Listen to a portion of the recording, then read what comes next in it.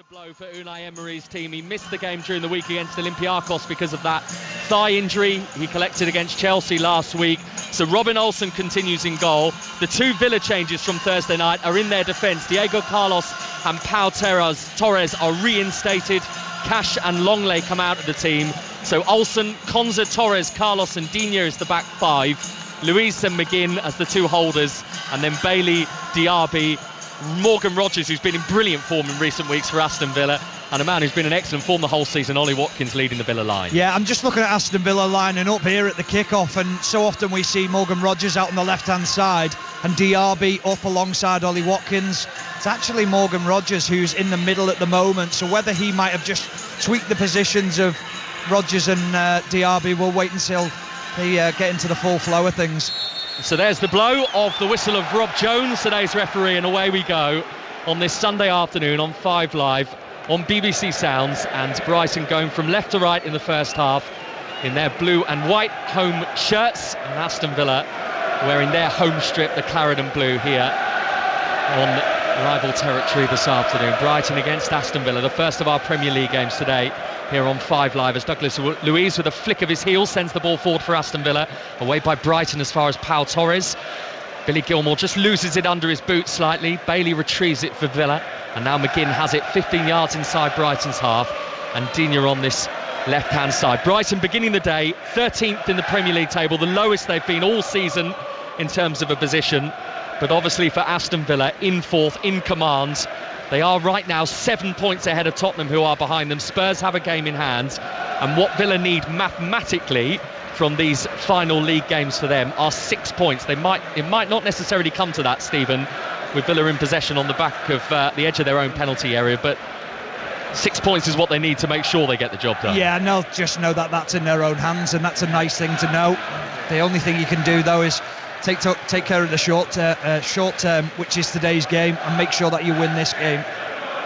Robin Olsen in all green over towards our right hand side, the Villa goalkeeper, and it's out to Digne, the left back, whose pass infield is short. Veltman got in there, Digne recovered well, sliding in at the feet of the Dutchman to retrieve his error and get the ball back for Villa. Yeah, it was interesting listening to Unai Emery after the Olympiacos game in midweek. He said we played too frantically, we didn't slow the game down enough. What he loves to do is, and it's very similar to what Brighton want to do, the back players, they want to draw the press out and they want to make sure that there's gaps in midfield as Douglas Luiz drives through the middle now. Off he goes with that slightly bleached blonde hair, Douglas Luiz, out to the left-hand side for Digne, halfway inside Brighton's half. He's giving it to Diaby, who's on the left wing at the moment. Into the penalty area, there was a lunging boot from Buonanotte, but maybe a slightly exaggerated fall, which is not going to bring Villa a penalty. No, he just went down Morgan Rogers under pressure. He's still saying it's a penalty. He is playing in that central role, and it is Diaby on the left-hand side, but lovely driving run for him. Douglas Luiz, a couple of step overs and then releases at the right time. 2.5 minutes played, Brighton 0, Aston Villa 0. I saw Villa a couple of weeks ago at Arsenal when they won so impressively there. Being this close up, my first observation, Stephen, is I didn't realise quite how tall Morgan Rogers is. He really is. He's weird of stature about him. Yeah. Edingra collecting the ball from a crossfield pass from right to left, getting Brighton on the front foot, in the box, low shot, right-footed, held comfortably by Olsen. Yeah, and applauded by De Zerbi down in front of us. A lovely switch of play. Edingra has got blistering pace. I watched him at Anfield when Brighton went there, and I thought he was outstanding in the game. He's got that pace, and then he cuts inside on his right foot. A little bit of a tame shot, but good signs from Brighton. Yeah, but you're right about Morgan Rogers. He's huge. He's not your conventional winger or conventional runner with the ball. He's almost built like a rugby player, isn't he? A quick winger in that respect. I mean, his shoulders on the guy as well. He's a big lad. He is. And Villa, with Watkins coming short, as he likes to do, giving it to Digne, who, as he played the pass, just got a nudge from João Pedro. And that's been spotted by referee Rob Jones. So free kick to Brighton, halfway inside their own half. Brighton 0, Aston Villa 0. One thing about Aston Villa's performance as well the other night was just how lethargic they looked, especially Diaby, who's just down on the touchline in front of us now. Early on in the season, I was thinking he's unplayable at times with that blistering pace, that change of pace over 1 or 2 yards. He's just Out comes Verbruggen to the edge of his penalty area, clears it high up into the sky. It's going to land directly in the Villa dugout. A couple of substitutes having to punch the ball away there to make sure it didn't land on their heads. Throw to Aston Villa, halfway up inside Brighton's half on this left-hand side. 4 minutes in, Brighton 0, Villa 0. It's Digne with the ball in his hands. He's giving it to Douglas Luiz. He wasn't particularly happy with the throw there from Digne because it was quite wayward of him. A death stare, wasn't it, from Douglas Luiz? Wasn't happy about that. Ball didn't go away from Villa. Unai Emery at the moment is down on one knee as if he's about to start a 100-metre race in his technical area. He's got his finger pointing towards somebody or something that he wants to happen here, the Villa manager. Unbeaten in his 5 games, actually, Unai Emery against Brighton. Won all of them with Aston Villa, drew a couple when he was in charge of Arsenal against the Seagulls. As Douglas Luiz loses possession inside Brighton's half. And Welbeck comes short to get it, but working hard to win it back. Morgan Rogers in there for Villa. Yeah, they do really well at the press. Aston Villa in the way. They're set up when they lose the ball to win it high up. Here's Rogers, powerful run to the edge of the penalty area. He's played the pass to Diaby, left-hand side. Diaby, Verbruggen spilt it initially. Got back onto the seconds, though, the Brighton goalkeeper. No, he should do better, Diaby, because it's well worked by Morgan Rogers. Lovely ball out to him. And then he finds himself in a little bit of space. Ollie Watkins peeling around the back. It's a really poor ball. Tries to drill it along the floor. Probably just needs to stand it up to the back post. Really strange game when these two met each other back in September. Villa beat Brighton by 6 goals to 1. And Brighton actually, going into that game, were in front of Aston Villa in the Premier League table. Yeah, and Brighton missed a lot of chances in the first half, and it could have changed the context of the game. But Aston Villa were clinical on the day. This is Veltman, back to Webster, who hasn't been in the Brighton team too much in recent weeks. It has been Lewis Duncan, Jan-Paul van Hecke, the 2 centre-halves pairing of choice for Roberto De Zerbi. Webster to Gross, who is just inside his own half at the moment, the Brighton midfielder. 6 minutes in, Brighton 0, Aston Villa 0. Let's find out what's going on in the early stages in the other 2 o'clock Premier League kick-off between Chelsea and West Ham. Mike Williams. 6 minutes gone here too, Chris, and it remains Chelsea 0, West Ham 0. Low-key start, in fairness. Chelsea have had a lot of the ball, but not really caused West Ham any problems with it. At the other end, West Ham had their first corner of the match. Bowen took it. A little bit of confusion in the Chelsea ranks, but they eventually managed to clear. Chelsea 0, West Ham 0. Cheers, Mike. Thank you. Chelsea for Europe, still possible, isn't it? It is definitely still possible, and I think that's something they're quietly confident about that they can achieve. Just need a few results to go their way as well. Just wonder whether, after everything that's happened this season, what the noises would be if Mauricio Pochettino was able to get Chelsea into the top 7. I still think he's done a great job. I really do. Everything that's going on in and around the football club, and it's a very young squad. Adingra, lovely change in direction for Brighton. He's got past one now. He's got past Douglas Luiz. Shoots from the edge of the box. Olsen diving to his right-hand side. Pushes it away with both his gloves.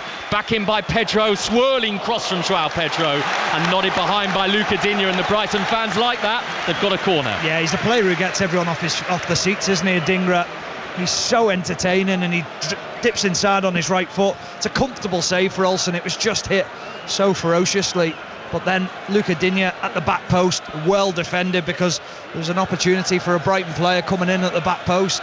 Now Pascal Gross is over this Brighton corner. We know how good his set pieces are. 8 minutes in, Brighton 0, Villa 0. Pascal Gross raises the right long sleeve shirt into the air. His corner towards that back post. It was won initially by Veltman, and in fact it might have been his touch that carried it behind for a Villa goal kick. Yeah, you're going to have to do better than that against Aston Villa. Their organisation is quite good, and you look at the players that they've got on. They've got Pau Torres, Diego Carlos, Konza, 3 big lads, and then you throw Morgan Rogers into that. You're going to have to do better than just standing a simple ball up and hoping that one of your centre-backs is going to win it. Roberto De Zerbi is stood about 30 feet in front of us, just on the edge of his technical area, with his black coat and black trousers on and his bright white trainers. He's got his hands in his pockets.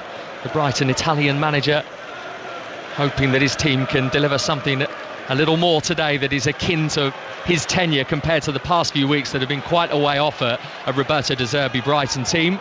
There's a long ball forward from Diego Carlos. Is too long and runs all the way through to Verbruggen. Yeah, Unai Emery's furious with him. He just thinks there's another pass before it has to go into Ollie Watkins, and I think that's what he was talking about the other night, is just the decision making at times was a little bit too frantic, and that was what Diego Carlos did there, just hurried the pass a little bit too much.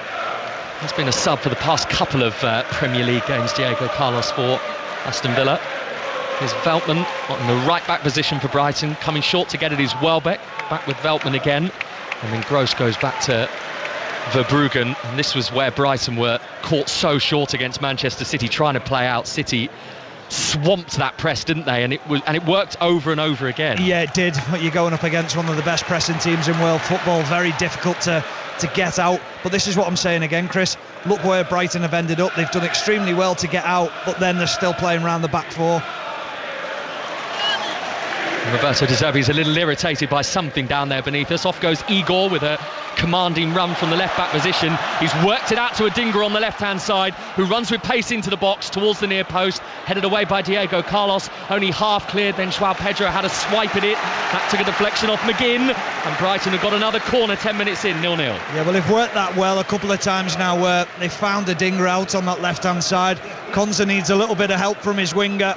Adingra with a pull ball into the box, and then as it comes out to Joao Pedro, it's well blocked by John McGinn, and it leads to another corner. I was surprised to see the two men who are leading the scoring charts at the centre of that Brighton attack, Joao Pedro and Simon Adingra. Joao Pedro's got 19 this season, Adingra's got 7 in all competitions, and Brighton have got a corner here. Brighton 0, Aston Villa 0 on 5 Live and 5 Live's BBC Sounds, as the referee Rob Jones is spotting a bit of pushing and shoving going on inside the edge of that 6-yard box that Villa are defending here. I always find it interesting that Unai Emery sits down on set pieces and Austin McPhee comes out to the technical area, because he's in charge of this department of this part of the game. And you cannot miss Austin McPhee, can you, with that long blonde hair stood beneath us. He is watching on intently here, Aston Villa's set-piece coach. In comes the Brighton corner, Webster's header over the top of the crossbar. It was a towering leap from the Brighton centre-half, but he couldn't quite keep it down. Yeah, good effort. Just like you say, couldn't quite get it on target. And he gets the run on the Aston Villa players, but this one's fizzed right under the crossbar, and it allows the centre-back to get a couple of blocks in. I think it's Lewis Dunk who blocks Diego Carlos, and it allows Webster to get that header. Has actually scored at Villa Park before. Adam Webster did it in October 2019. Here is Douglas Luiz being forced out to the left-hand side on the halfway line. In fact, he's had to go all the way back to Luca Digne, the Villa left-back, and he gives it across to John McGinn, who was saying off the back of that Olympiacos defeat during the week that everything that could have gone wrong did go wrong for us on Thursday night. You were there, Stephen. Absolutely, it did. It was just one of those games where you're looking at the heavens at times thinking, what is going on? Nothing can, surely nothing else can happen, and then they missed that penalty late on in the game. Quite incredible. Well, Villa will still feel, I think, that they fancy themselves to get something from that game. That second leg on Thursday night, by the way, for Aston Villa, as Bailey scampers down the right-hand side for Villa. A bit of support coming from Morgan Rogers. He's got it onto his left foot. He's trying to run across the edge of the box. He's tumbled. He's not going to get a free kick. And Brighton are going to bring it away with Adingra, and he gives it to Buonanotte, and Gilmour goes back to Verbruggen. So let's go back to Ibrox. Start of the second half. Rangers Kilmarnock. Gavin Wallace. That's right, Chris. Rangers 1, Kilmarnock 1. That first goal came, it was a Tavernier own goal on 13. Fabio Silva just before half time. Second half underway, and Rangers really starting to ramp up the pressure. Rangers 1, Kelly 1. Cheers, Gavin, thank you very much. They began the day, Rangers 6 points behind Celtic, but obviously this is a game in hand for them, so that's one you feel they have to win if they're going to maintain their push for another Scottish Premiership title. Liam Bailey's just gone down under a challenge, and I don't understand how Rob Jones has missed it. He's missed 2. First he got his Achilles stood on, then he gets his feet swiped from underneath him, and he's about 10 yards away, Rob Jones. And Unai Emery is going ballistic down in front of us, asking the question, how can you miss that? I could see it from here, and he's on the other side of the pitch, and Rob Jones is 10 yards away. not that I'm making any excuses at all for Rob Jones, but his last game that he refereed was Manchester United against Coventry City in that FA Cup semi-final at Wembley, and I imagine that took a few days to get over and recover from. Yeah, a little bit, but then it's part and parcel of the game, and that's... Listen, the referees have been under the microscope a lot this season. They're afraid to make decisions, I think, because of the backlash that they might be getting, but just back yourself, be strong enough, and don't rely on VAR to help you out of things. Villa in possession on the edge of their own box. They haven't tested, though, for Bruggen so far, like Brighton have. Olsen.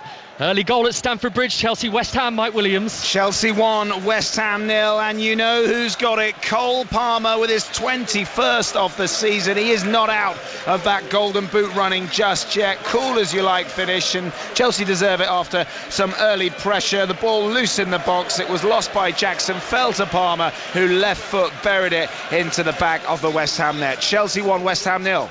I imagine that Cole Palmer, watching the Manchester City Wolves game yesterday, his heart must have sunk when he saw Erling Haaland bash 4 goals past Jose Sarr in that golden boot race. Yeah, it'd be nice individually for him, but listen, the move's worked out, hasn't it? I mean, it's been an incredible move for both parties, for Chelsea and for Cole Palmer individually. And we were talking before about players potentially going to the Euros. Well, I'm sure he will be going to the Euros. You can't not take him.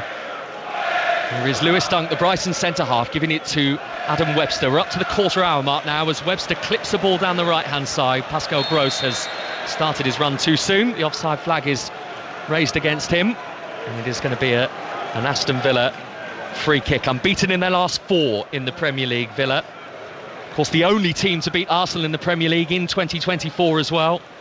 Could well be that Villa end up being the difference between Arsenal getting their hands on a Premier League trophy or not, in terms of what's happened in this calendar year. Yeah, very true. I mean, it was a great performance from Aston Villa at the Emirates, wasn't it? The way that they played and stuck in there in the first half, but second half performance, wow.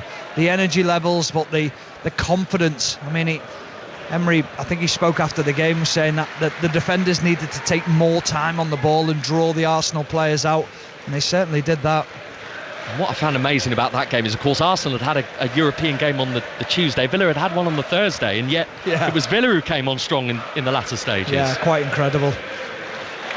There's real character in this Villa squad, isn't there? Here is Pau Torres on the edge of his own box. Brighton 0, Aston Villa 0, and another big chance at Stamford Bridge, Mike Williams. Almost an immediate response for West Ham. 30 seconds after going behind, up the other end, a corner swung in. Jared Bowen loses his marker. Cucurella at the near post, got his header away, crashed off the bar. It remains Chelsea 1, West Ham 0. Massive game in the Women's Super League today, just underway between Manchester City and Arsenal at Joy Stadium. Maz Faruqi.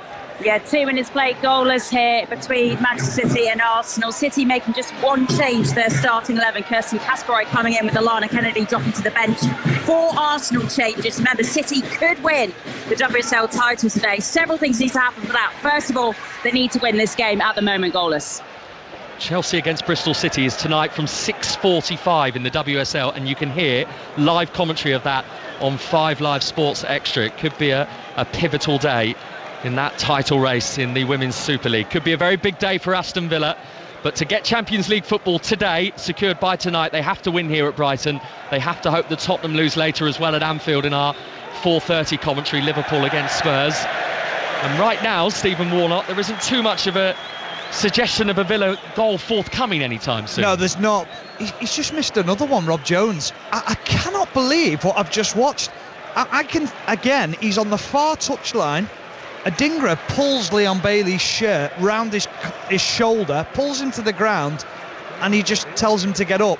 And Unai Emery again on at the 4th official, but they've not been good enough so far, Aston Villa. They haven't produced anything to hurt this Brighton backline and test the goalkeeper. They're not in possession at the moment either, Aston Villa. 18 minutes in, Brighton 0, Villa 0. The chances so far, the big one, I guess, that one for Simon Adingra from the edge of the area that Robin Olsen pushed away. As Brighton build with Buonanotte in the centre of the park, the young Argentine who's lost out, and Bailey's got it back for Villa. It is in the back line with the tall frame of Diego Carlos, and he has turned and gone back to his Swedish goalkeeper Robin Olsen, who has played here and kept a clean sheet before in the game with Everton 3 years ago. Of course, no Emi Martinez again today for Aston Villa, preserving him perhaps for Thursday night, and thoughts of that big game against Olympiacos, that second leg? Yeah, quite possibly. They won't want to rush him, will they? Want to make sure that he's fully fit and available. If he can make it for that game, it'd be vitally important. Came off at half-time against Chelsea with a thigh injury, Martinez. Douglas Luiz for Villa. Plays the ball out to the left-hand side, ran underneath the boot of Moussa Diaby.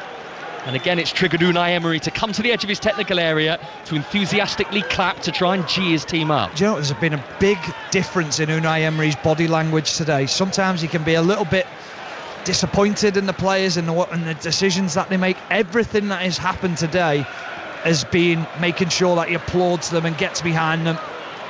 So close now, aren't they, Villa, to getting Champions League football for the first time in its current format, but they're in danger here. McGinn is scrapping away with the dinger on the edge of his own box, and in the end he gets the free kick, but he very nearly lost the ball to the Ivorian there in a dangerous position. No, he did, but he got that backside in, didn't he, that he uses so well. Make sure that he protects the ball. He actually goes to ground, John McGinn, and then he scoops the ball back round. Lovely close control from him.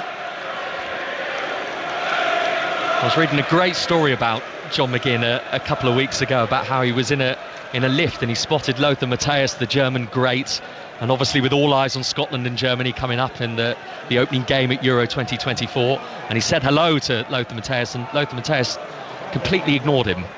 And John McGinn said it crushed his heart. So John McGinn will be hoping he knows exactly who he is by the time June rolls around. Yeah, absolutely. What a story, that is brilliant. Here's Adingra for Brighton, just inside Villa's half, infield towards Gilmour. Back to Adingra, it's a lovely 1-2, Adingra fizzing it across, it's too close to Olsen. Caught it at chest height on the edge of his 6-yard box and bowls it out quickly to Morgan Rogers, just to try and get Villa moving here. We've gone past the 20-minute mark. Bailey's having to go backwards to keep the ball, which was the right move, and it's still Brighton 0, Aston Villa 0. Stephen Warnock. Well, he's the player, isn't he, Adingra? Every time he gets on the ball, you just hear the crowd pick up. Just the final pass. That's all it is at the moment for Adingra. He just got a little bit carried away, wanted to fizz it in a fraction too early. He had plenty of time because he'd got past Konza quite easily. The noise coming from the away end over towards our right-hand side. Those Villa fans in the south stand at this Amex Stadium. There are 1 or 2 seats I can spot in this ground today, not in the away end. That Villa at away end is absolutely packed out, but there are a few blue seats dotted around inside this impressive Amex Stadium with its sloping roof and the floodlights needed today with the grey skies above us here. But it isn't a cold afternoon, it is a very mild one, as Pascal Gross, Brighton's German midfielder, chief creator, nothing on going forward for him, so back to Lewis Dunk, who gets hit again off Billy Gilmour. But all of this happening at the moment halfway inside Brighton's half, and there isn't really the intention from Aston Villa to go and press those Brighton defenders. No, they won't, because they know that's exactly what they want to do, and they're used to training with that every single day. They've got an issue here. Morgan Rogers has gone down. Not sure what's happened for Morgan Rogers there, because that wasn't anything that happened in the immediate play that we were watching there. He sort of sat down on the floor and asked for the treatment. Yeah, well, I just noticed Matty Cash had gone out to warm up, and I looked at the clock, and usually it'd be around about 30 minutes, 25-30 minutes when the players would first go and warm up, and then a couple of the Villa subs followed him out as well. So maybe he has picked up an issue, Morgan Rogers. Well, this will be a massive blow if Villa lose him today, because he's been in such good form in recent weeks. 3 goals and an assist in his last 5 league games for the 21-year-olds. He's holding his hamstring. He's just pointed to his hamstring as the physios come on to sort of stretch and test it, see where it's at. Talking of Cole Palmer and that goal he scored today for Chelsea, of course, when Villa played Chelsea last week, Morgan Rogers scored, got the Cole Palmer celebration out, didn't he? Yeah, he did. I actually saw that Cole Palmer said he got it from Morgan Rogers, and he originally had done it at Middlesbrough. So there you go. So actually the trademark belongs to Morgan. Apparently so, yeah. Okay. Well, that is worth knowing.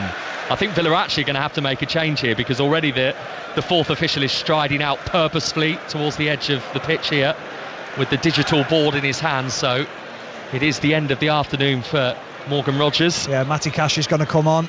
He'll play higher up. Maybe Leon Bailey will nip inside. I just hope that this isn't the end of not just the game but the season for Morgan Rogers, with him no doubt feeling that he's built up a real head of steam in recent weeks. Yeah, I think when you're testing it the way they're testing it, it's just how long can he last for? Can we get him through the game, or is it just he's running off, which is a good sign. I think he just needs to just relax and go off the pitch and know that he's got to be ready for Thursday if he can get to that game. Short bit of applause towards the Aston Villa supporters over towards his left-hand side. Morgan Rogers, as he leaves the pitch, he removes a bit of tape from his finger, and he has lasted 25 minutes this afternoon, the Aston Villa youngster, so he is coming off. Matty Cash is not ready to come on yet. I saw him hurriedly trying to get bits of equipment on Matty Cash down in the Villa substitute area towards our right hand side. He hasn't even got a shirt on yet either, so he's not ready to come on. So players restarted with Villa having to go with 10 for the time being, as Adingra has the ball for Brighton. Here is Gilmour, 20 yards outside the box, lifts it up to the far post. Veltman on his left foot, shoots low, blocked by Digne, hooked back in again by Veltman, but the flag is up against the Brighton fullback for offside. Free kick Villa, and now they can make that change with Matty Cash. Yeah, I'm just looking at the embrace between Unai Emery and Matty Cash, and he calls him Cash, and he sort of grabs him by the face and embraces him and says, he's pointing to him now, telling him what he expects of him, but he'll bring an energy, Matty Cash, to that right hand side, and they have lacked a little bit, and Bailey's now come out onto the left hand side. Diaby's gone through the middle alongside Ollie Watkins, and Matty Cash will play off that right hand side in front of Ezri Konsa.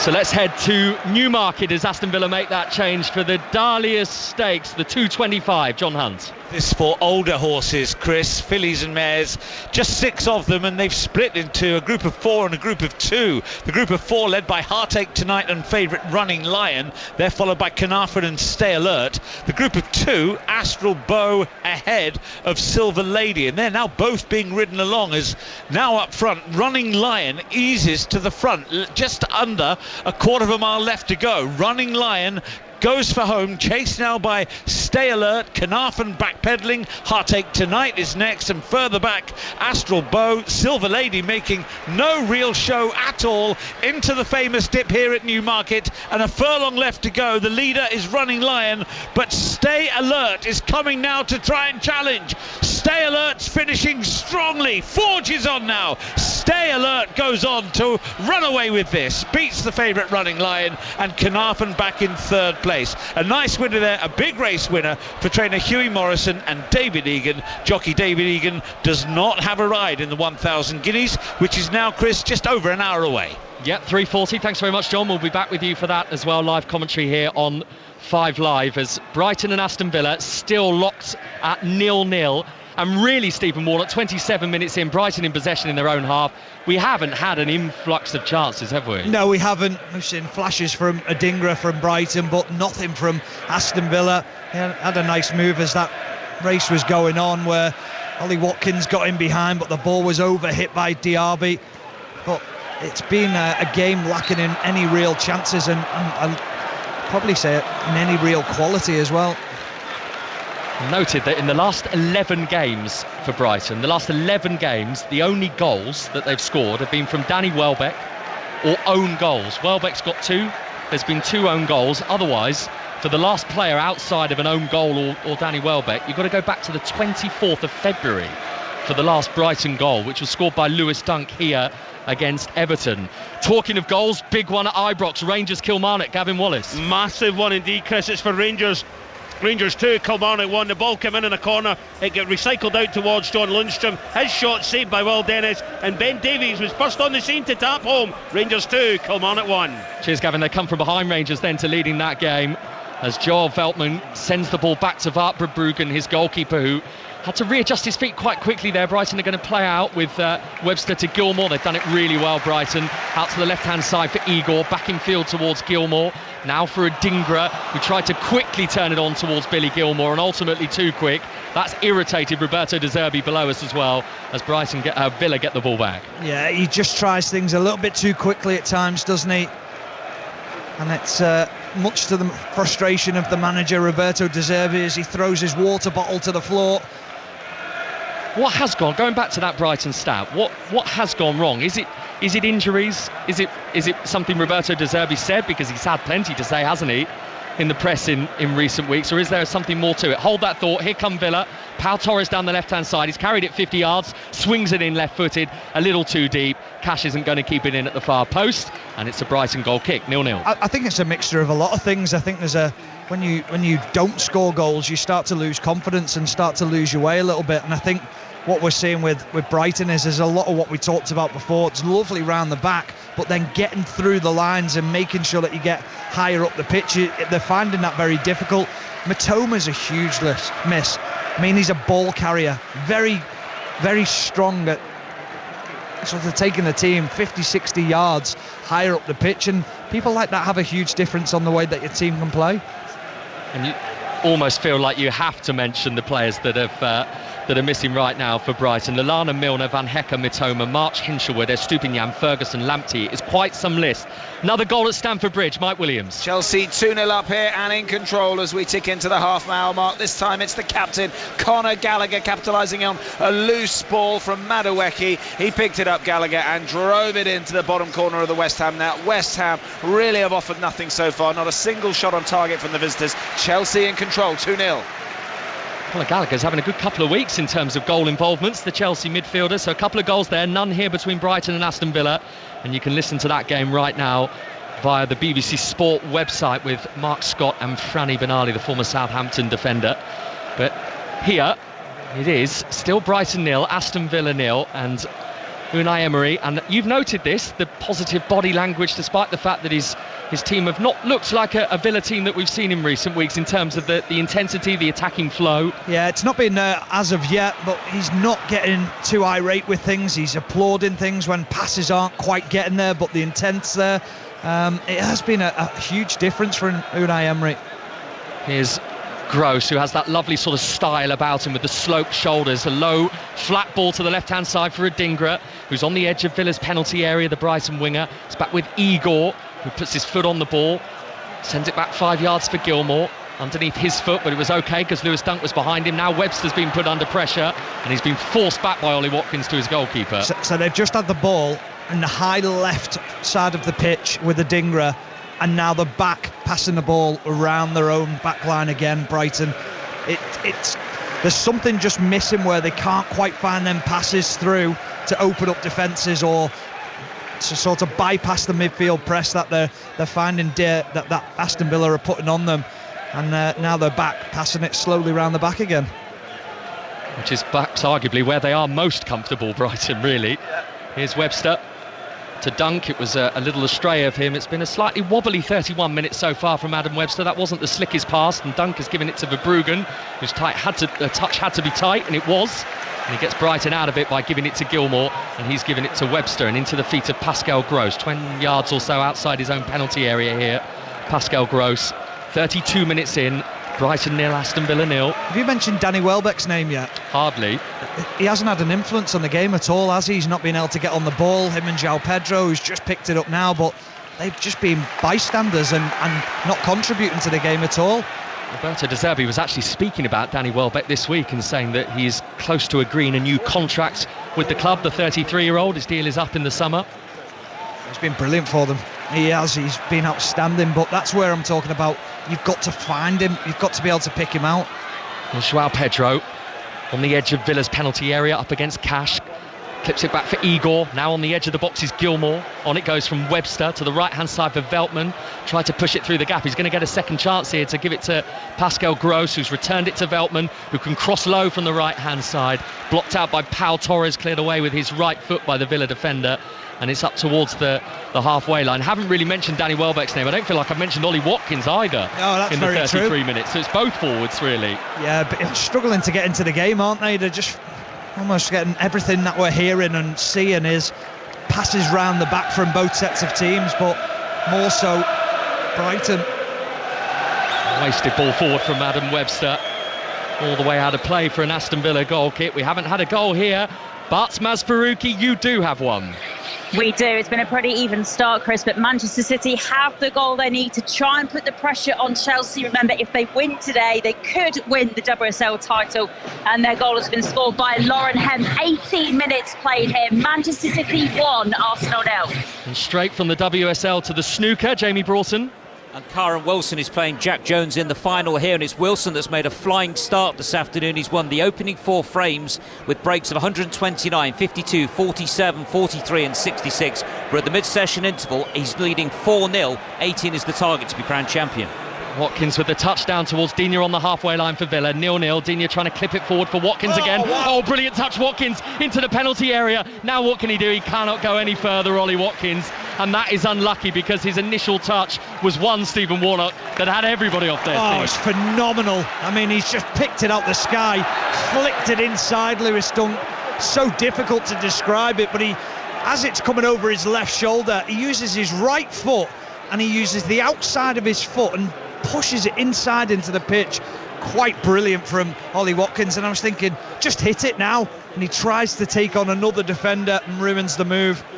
He's hardly seen any of the ball, Ollie Watkins, and then he can go and do that, and that is the sign of a player that is playing with extreme confidence at the moment.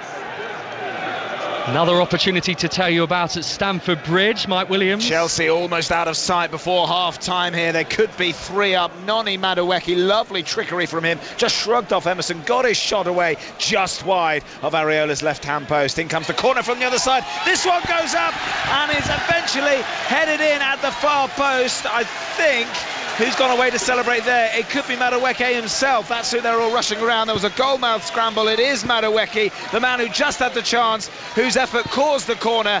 The corner eventually nodded in by Madueke, and now it is Chelsea 3, West Ham 0, and West Ham have been absolutely woeful. Chelsea now home and home surely, 3-0 up. And we've only played 35 minutes there as well, and I was at West Ham's game at Crystal Palace a couple of weeks ago where they had a disastrous first half and were out of the game by half-time, and it looks like it's happened again today. Yeah, there's so much talk going on around West Ham at the moment about David Moyes' position. I think talking about the sporting director not being able to come in the changing room because he's now looking for other managers. It's just turned a little bit sour, hasn't it, for West Ham at the moment. Talk of Julian Lopetegui joining West Ham United, which would be interesting, the former Wolves manager. Here's Welbeck for Brighton on the edge of Villa's penalty area. Buonanotte was about to take aim. Cash then took it away from him. Didn't actually know he was coming because Cash has come over his shoulder and has got a boot in, and it's helped Villa out. Yeah, he's a fullback's dream, Matty Cash, if he's playing as a winger, because he understands that side of the game and then gets back and pinches the ball off him. Good defending from Matty Cash. If you are just joining us, he's come on as a substitute in this first half, Matty Cash for Villa, because Morgan Rogers has gone off injured. For Brighton today, Verbruggen, Veltman, Webster, Dunk, Igor, Gilmore and Gross, Adingra, Buonanotte, Joao Pedro and Welbeck. And Villa's team, Olsen in goal. No Martinez because of injury again today. Konza, Torres, Carlos, Digne, Douglas Luiz and McGinn, Bailey, Diaby, Cash and Watkins.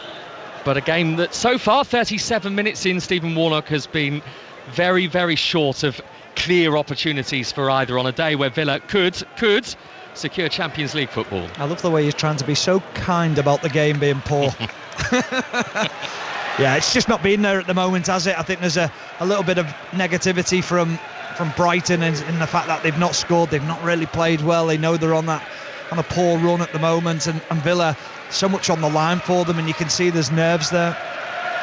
Did have a Brighton against Aston Villa game yesterday as well in the WSL. There was only one goal in that. Villa won it by 1-0. Of course, the news this week that Carla Ward, the Aston Villa manager, is going to be leaving at the end of the season. Let's head to Ibrox. How significant could this goal be then, Gavin Wallace? Oh, it's massive in the race for the title, Chris. Rangers 3, Kilmarnock 1. It's been coming all this second half. Tom Lawrence is just on the park, gets it midway inside the Kelly half. He cuts over to his right hand side and then wraps his foot round it, puts it into the top corner just at the edge of the D. Great goal. Rangers 3, Kilmarnock 1. So it looks like Rangers are going to be moving within 3 points again of Celtic at the top of the Scottish Premiership.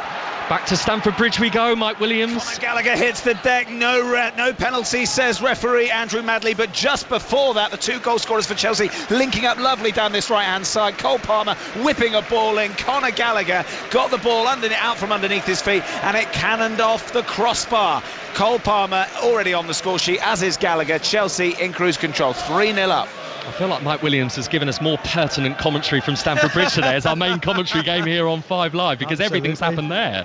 And very, very little has happened here as the sun, temporarily at least, threatens to peek through the clouds down here in East Sussex. Brighton 0, Aston Villa 0. And there is a slow approach at the moment from the Villa defenders, who are in possession of the ball as it goes back to their very tall Robin Olsen, the 73 capped Swedish international, who gives it out to Pau Torres, now with Diego Carlos on the edge of his own penalty area, towards Ezri Konsa, and back with Diego Carlos, and all the way back to Robin Olsen again. And this Villa team, who are unbeaten in their last 4 in the Premier League. 2-goal leads, though, lost in recent weeks against both Brentford and Chelsea in that time, and they've lost the ball here to Brighton. Buonanotte trying to work it to Adingra, shifting it across the edge of the box for Veltman. On it goes further to the right for Gross. Low ball in, stopped by Douglas Luiz. Read the situation well, and it was a nice touch by Douglas Luiz as well. And then Digne's clearance has bounced off Buonanotte, and it's out of play for an Aston Villa goal kick. Well, we spoke about him before the game, didn't we, about not having one of his greatest games in midweek against Olympiacos, but he was so calm in the penalty box then as it gets fizzed along. I'm thinking someone's just going to clear this.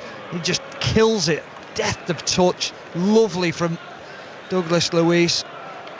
And he has scored as well in his last couple of appearances against Brighton. He got one of the 6 that Villa got in the victory back in September at Villa Park between these two. Ollie Watkins scored a hat-trick that day. But no opportunities have come his way, or indeed to any Villa player so far, as Douglas Luiz shifts the ball out towards this left-hand side for Bailey. Now Digne up towards the halfway line for Watkins. Webster was on him in a flash, and he's prodded it out of play for a Villa throw, and Digne's come over to get the ball off his manager Unai Emery in all black, down in front of us towards our right-hand side. 1 month, by the way, between the two appointments of these managers, back at the end of 2022, Roberto De Zerbi and Unai Emery. And both of them have had real positive impacts since they came in at Brighton and Aston Villa respectively. Yeah, I think what you can see though is Aston Villa's progression's been a little bit more, but you've got to take into account the players that have been sold from De Zerbi. When you look at Caicedo, McAllister, big money bought in, and it's a different structure of club the way it's run. Yeah, Villa have spent the money in that time, and Brighton have raked it in, haven't they? And that's ultimately been the main difference between the two. Different business models, and that's just the way the teams are run, isn't it? And I think there's huge ambition from Aston Villa to be a Champions League team, and I think with the owners who are mightily ambitious, a manager who's outstanding as well, I think they can definitely achieve that for a number of years. 3.5 minutes of the first half to go here on 5 Live and via BBC Sounds. Brighton 0, Aston Villa 0. Who is the first one of us two that's going to blink and call this game boring? I think you already have, but you just haven't said it. Here's Digne for Villa, who comes in to give it to Bailey, who has slipped, and Buonanotte on the halfway line takes it away from him. Off goes Welbeck, through the middle of Adingra, out comes Olsen. Adingra lunged in at him, Olsen got the ball. Adingra might have caught the Aston Villa goalkeeper in his, I think, genuine attempts to try and reach the ball. Olsen is in a crumpled heap at the moment inside his own penalty area. Well, they can't afford to lose another goalkeeper. Leon Bailey slips in the middle of the park, and then Danny Welbeck picks a lovely little ball out into the centre forward, into Adingra, who comes off the line. Brave goalkeeping by Olsen. Had to make sure he got there. I think Adingra slips as he goes in with Olsen. Not intentional to catch the goalkeeper, but it is good goalkeeping from Olsen. Just about managed to avoid Robin Olsen the knee, I think, of Simon Adingra, because it was so close to smashing the Swedish goalkeeper in the face. Yeah, but that's the job. You've got to come out, you've got to be brave, you've got to make sure that you put the attacking player off. If he stays on his line, it's potentially a goal, and almost certainly a goal. So really good goalkeeping from him. A goalkeeper who's been in the spotlight of late because of trying to step in, fill the shoes of Emi Martinez. Well, Villa's third choice goalkeeper has been sent out to warm up here. I say third choice, of course, because Martinez is not in the Villa squad today. Joe Gauci, the Australian international, who arrived from Adelaide United in the summer, in the January window, I should say, for £1.3 million. Probably wasn't expecting an opportunity when he came in back in February for Premier League minutes, but Robin Olsen is still down on the ground at the moment, so clearly there is some concern over the Villa keeper. Yeah, he's just sat up now, so that's a good sign for the goalkeeper. It didn't look like it was a real bad collision. I think he's just probably trying to slow the game down a little bit. Now he's back on his feet. Don't think we need to slow the game down anymore, do we? That's very true. Let's go back to Stamford Bridge while Robin Olsen continues to get some treatment. Chelsea West Ham, Mike Williams. West Ham have hit the bar at the other end for the second time this match. Gerard Bowen has just seen his effort miss by inches. It's West Ham's best chance of the match. Corner on this left-hand side, swung in. Bowen with his back to goal, turn and shot, and it hit the bar. And at the other end, Chelsea now have a free kick in a promising position. You know who, Cole Palmer standing over it, but they still continue to lead West Ham by 3-0. So a very positive result, it seems, for Chelsea today, and their hopes of potentially catching Manchester United, maybe getting into one of those European spots. Chelsea, they'll certainly have their eye on it. And here for Aston Villa, just a reminder of the situation today. They're fourth, Villa, in the Premier League table at the start of play, 67 points. Spurs behind them on 60 points. They've got 4 left to play, Villa including this one with 3 left to play. Tottenham at Liverpool later in our 4:30 commentary. John Murray and Dion Dublin are there for that one, and we're back underway after the injury to Robin Olsen, who is being deemed okay to continue, and Villa have got a free kick here for a foul on John McGinn, 10 yards inside Brighton's half, and we are about to find out how many minutes we're going to have added on at the end of the 45. Stephen Warnock. What are you going for? I'm going to go for a 4. Okay, I was going to say 5, so let's have a look. It is 5 minutes. You got that in your... Someone told you. What do you think? I had a little preview. Yeah, definitely. Watching the digital display for 2 minutes rather than watching the game, maybe. Here we go, free kick Villa. Douglas Luiz lifting it in. Not a great free kick from him. He's sort of suggesting that 1 or 2 Villa players should have been a bit more alert to what he was about to do, but it didn't look like he got that quite right, Douglas Luiz, and Brighton have got it out for a Villa throw on the far right. No, poor execution, wasn't it, from Douglas Luiz, who's usually on the money. So technically sound with everything that he does. So throw to Villa, just inside the Brighton half on the opposite side to us, the far right hand side. So in front of the east stand, Konza is having a look around to see what he wants to do with it. Tries to get it down the line for Watkins, away by Dunk, forward again by Konza, and then hooked mightily downfield by Igor for Brighton up to the halfway line, where McGinn takes it out of the sky nonchalantly. Beautiful touch. Lovely that, wasn't it, from John McGinn. And off go Villa with Pau Torres on the halfway line, short in towards the feet of the Brazilian Douglas Luiz. Here's Ollie Watkins coming short to get it for Villa, probably wanting to get a bit of a feel for the ball. Ollie Watkins, Bailey, Watkins, bit better this from Unai Emery's team. Watkins up to the edge of the penalty area, Digne on the left hand side, firm challenge on him by Welbeck, and then hacked away by Pascal Gross back into Villa's half. He just ran into the brick wall of Danny Welbeck, didn't he? I mean, that was some strength from Danny Welbeck. He just ran through Luca Digne. Still Brighton 0, Villa 0 as Douglas Luiz wins the aerial challenge on the halfway line with Buonanotte. Pascal Gross at the moment in the right back area gives the ball back to Bart Verbruggen, his goalkeeper, who has started now 7 of the last 8 games for Brighton in the Premier League. So it does feel like, compared to earlier in the season, we've seen a shift now from Roberto De Zerbi, that he's moved away from Jason Steele for the Premier League games. Yeah, it seems that way, doesn't it? And it's just understanding the system and how that they want to play out from the back and having that confidence to be able to do it. Here's Gilmour with a slight frame, giving it to João Pedro, bright red boots, 5 yards outside Villa's box, left-footed ball in towards the far post. Adingra met it, but he didn't hit it cleanly enough, and that's why in the end it wasn't a problem for Robin Olsen to save it. Oh, what a spot from João Pedro to see Adingra coming in at the back post.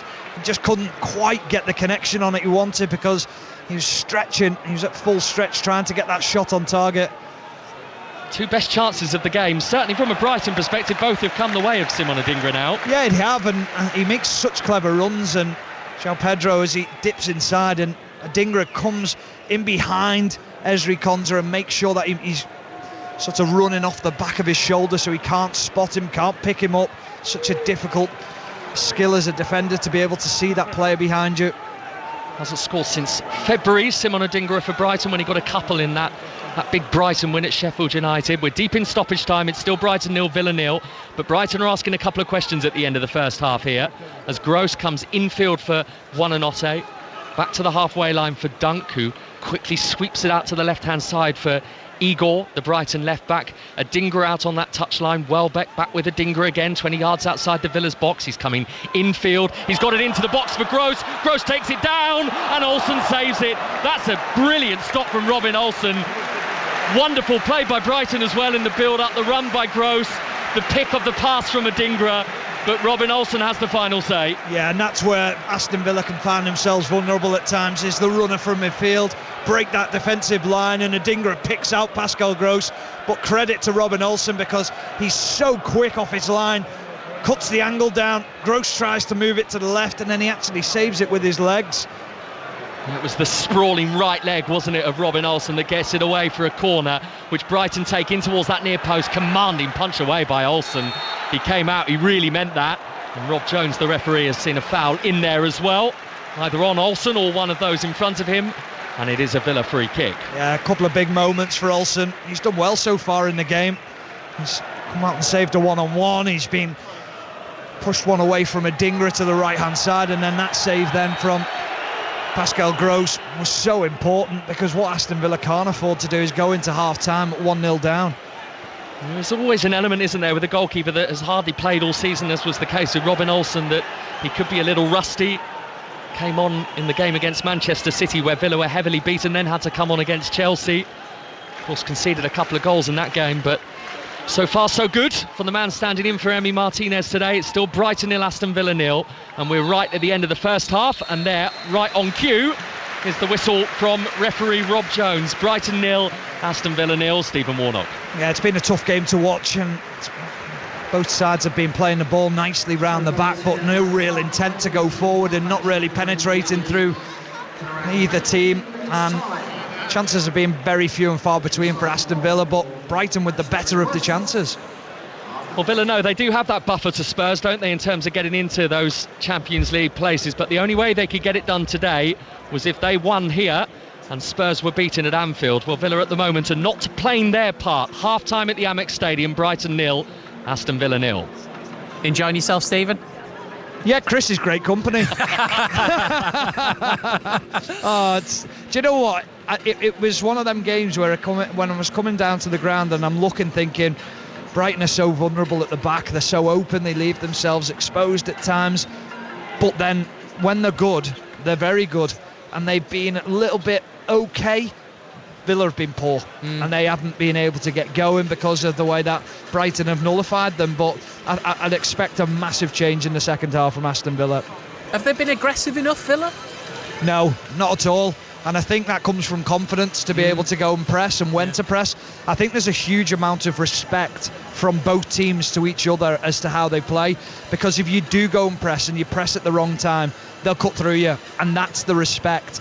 I think there's also a little bit of legginess from Aston Villa, tired legs from the Thursday night, tired minds from a long season as well, and I think that's played into it as well. Good commentary, bad game, but 45 minutes to change that. Stephen, Chris, thank you very much. Stephen Warnock, Chris Wise. At the Amex half-time whistle has gone at Stamford Bridge. Chelsea plenty aggressive enough. Mike Williams. Yeah, Chelsea 3, West Ham 0. A first-half procession from the home side. They have basically picked up from where they left off on Thursday night here when they beat Spurs by 2-0. Top scorer Cole Palmer got there first earlier with a lovely finish from just inside the box. That, his 21st of the season, brings him 4 behind Erling Haaland now in the Golden Boot race. Chelsea's second came from their captain Conor Gallagher on the half-hour mark. Madueke just couldn't get the ball out from under his feet. It fell to Gallagher, who coolly slotted home. Gallagher then hit the bar before Chelsea got their third.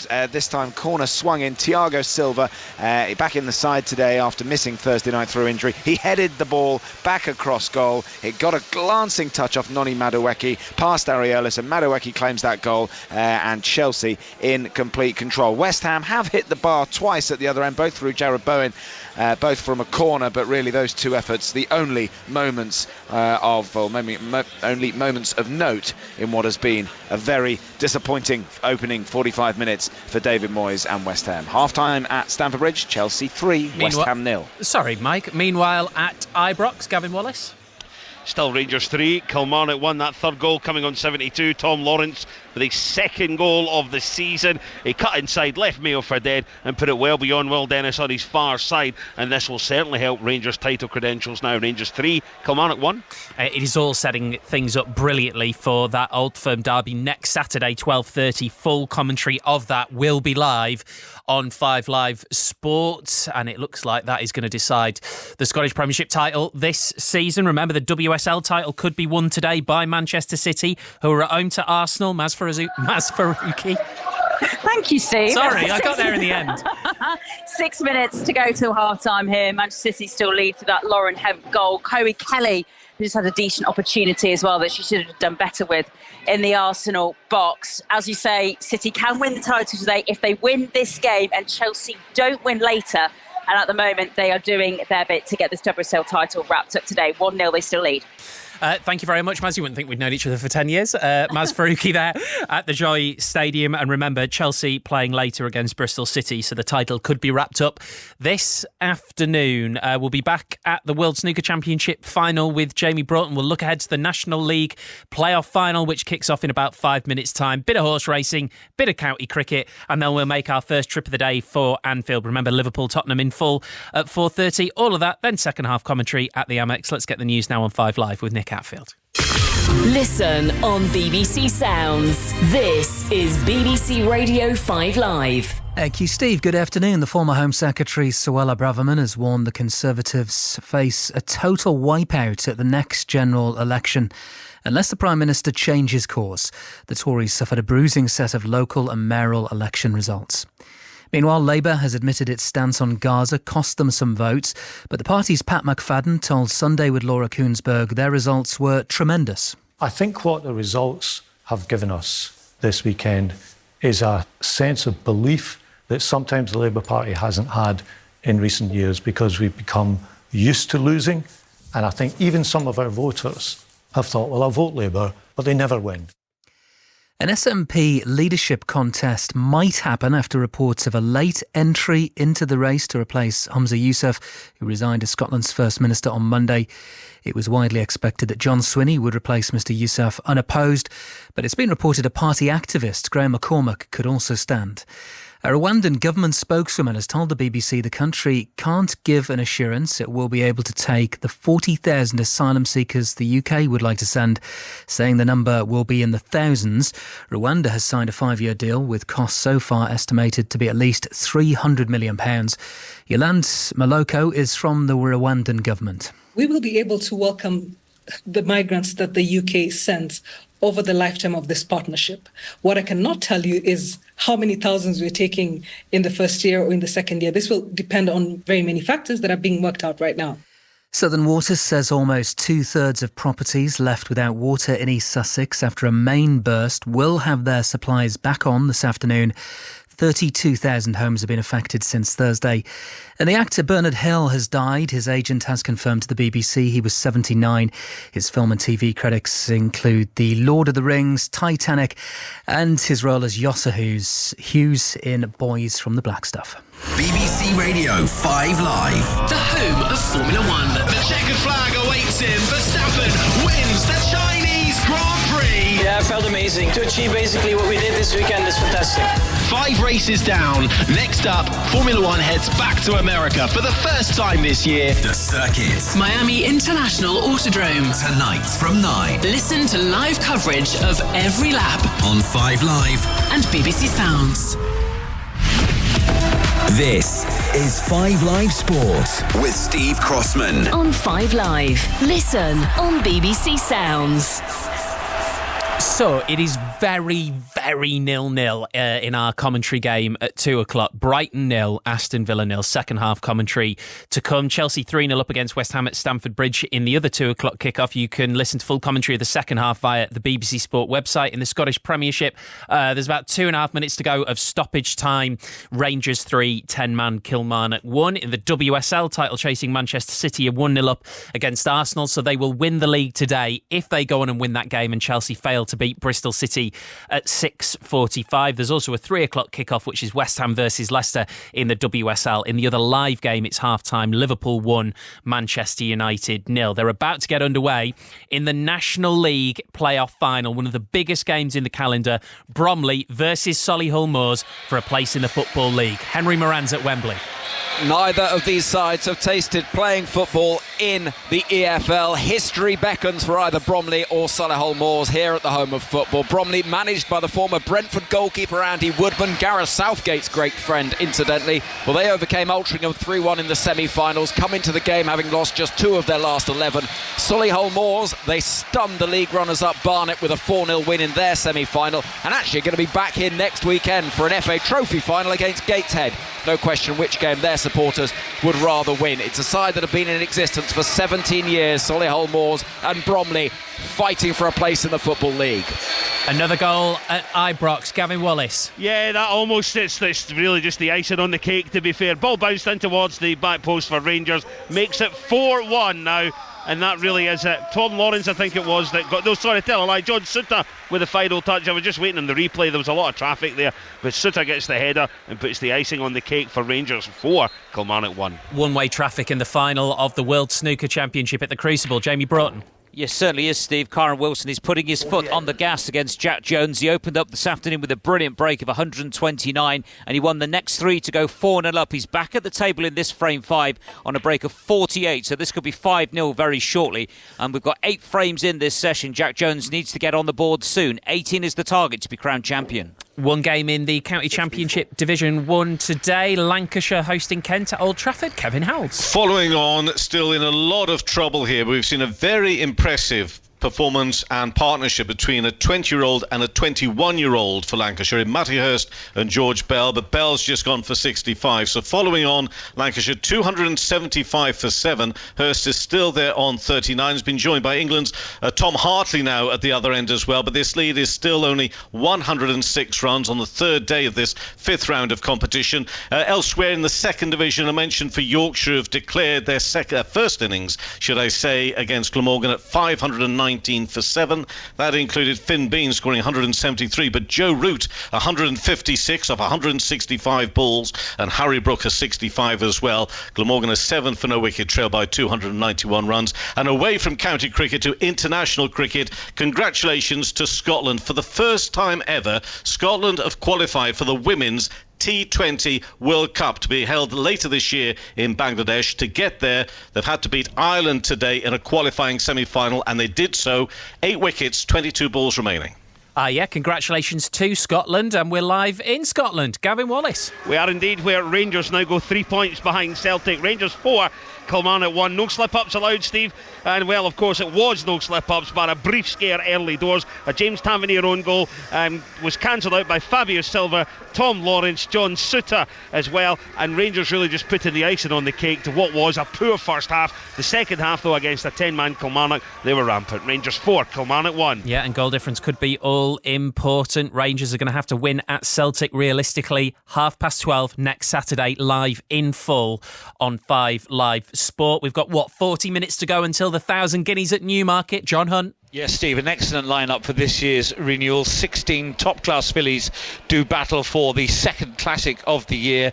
Amongst the big names taking part this afternoon, Fallen Angel, likely favourite for Yorkshire trainer Carl Burke. He thinks the world of this horse. She gets a chance to prove herself very shortly. Pretty Crystal beat Dance Sequence in a trial here 3 weeks ago. Dance Sequence ridden by William Buick, who won the 2,000 guineas yesterday with notable speech. But arguably the biggest potential story of the race comes comes from France, Steve. French-trained runners have won the 1,000 guineas 3 times this century. Ramatuelle is the French raider today, not just because she's a really top-class horse in the making herself, but she has high-profile owners.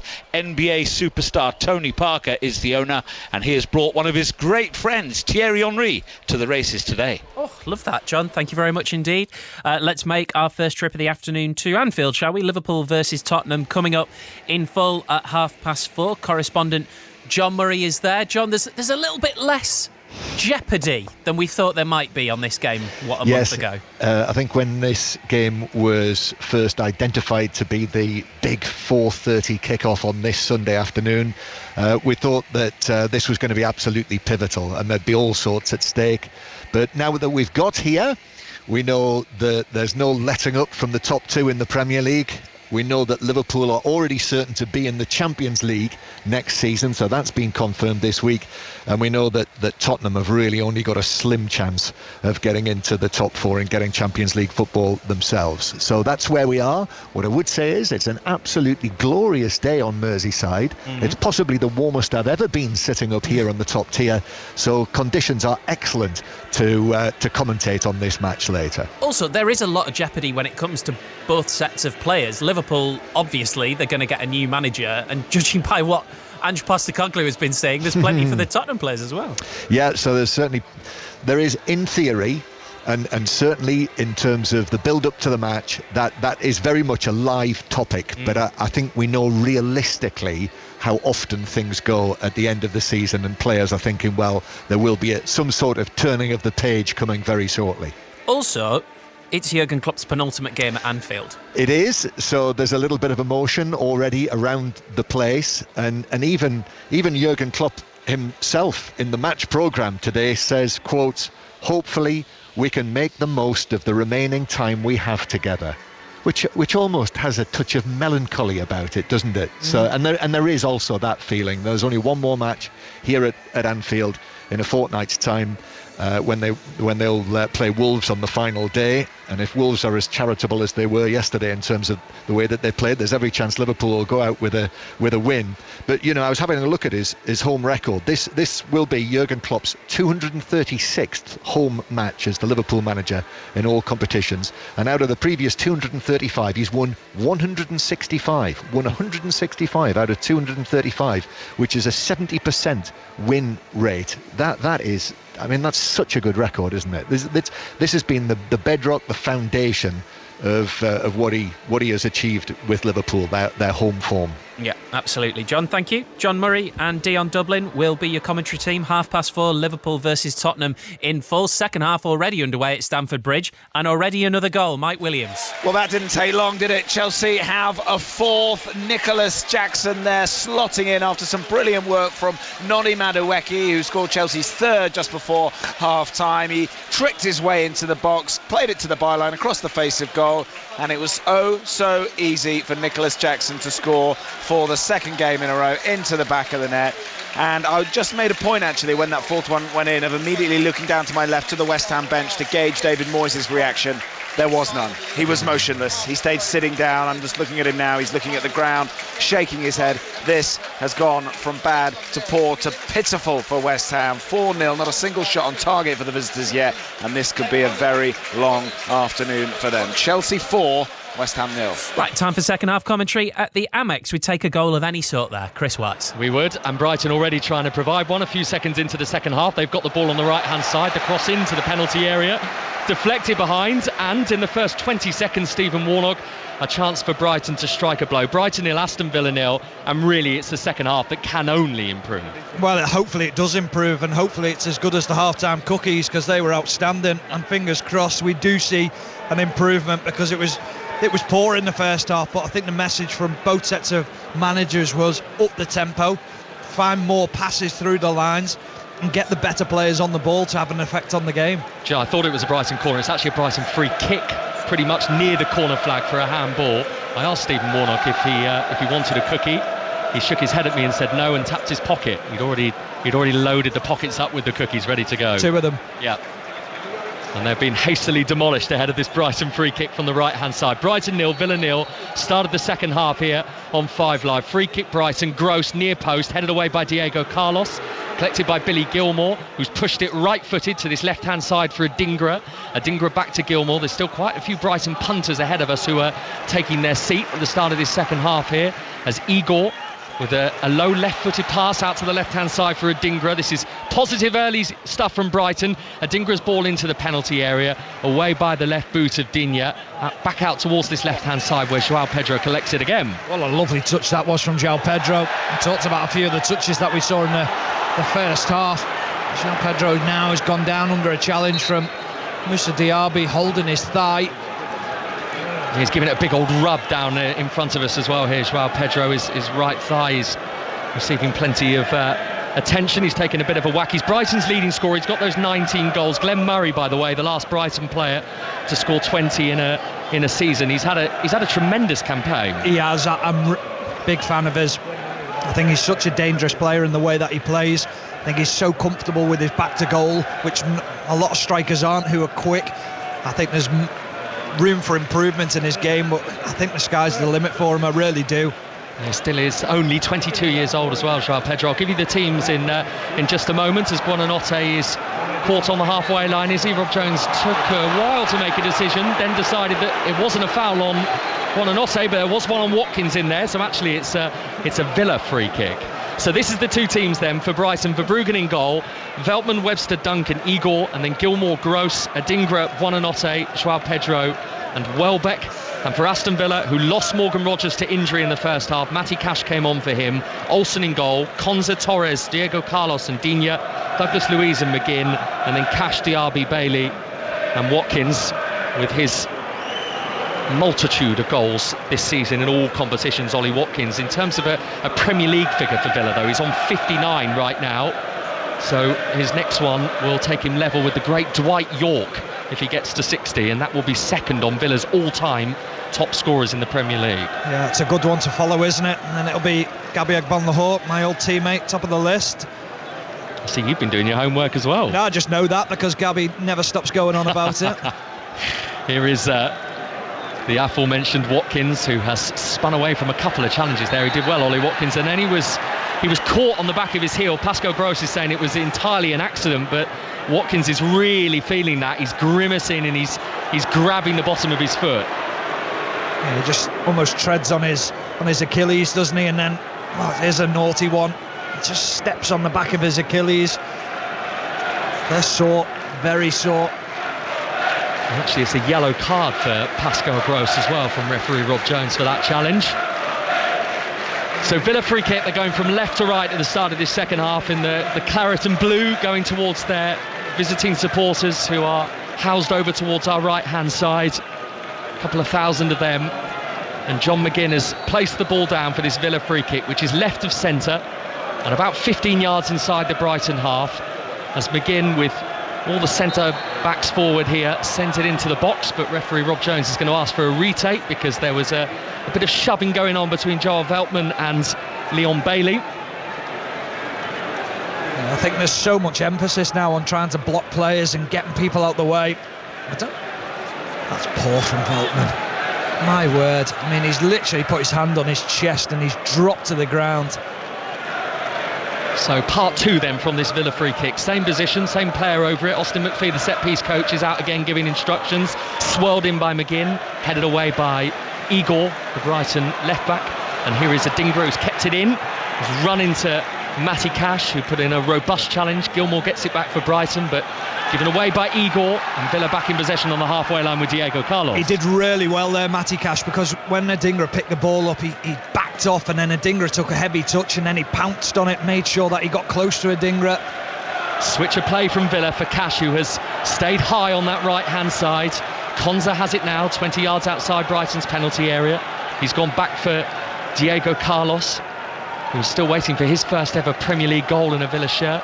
Here's Ezri Konza, who got a first one for a while a few weeks ago against Wolves. Little 1-2 with Cash, who's continued his run down the right-hand side. He's got some space, he gets his head up, and his cross has careered off the back of Lewis Dunk and into the feet of Simon Adingra, and Brighton will rebuild. I am loving Unai Emery today. I mean, he's just gone nuts with that Matty Cash cross hitting the front man. If you could put a camera on him today, I mean, his body language at times has just been so funny. It's normally Roberto De Zerbi that you'd absolutely want to watch in terms of a manager on the touchline, isn't it? But compared to Unai Emery today, he's been really subdued. He has, and he's bouncing about in front of us again.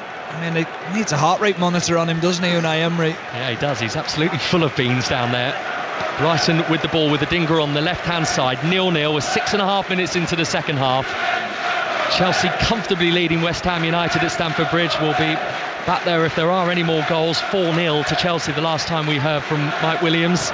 And of course Liverpool against Tottenham, the second live Premier League commentary of the day to come from 4:30 at Anfield with John Murray and Dion Dublin, and we'll get the team news when that is released on Merseyside for you. Here is Digne in the left back slot for Villa, clipping it forward towards Watkins, who has lost the physical battle there to Adam Webster. You thinking Salah will start? There will be fire if he doesn't, Stephen. Very true.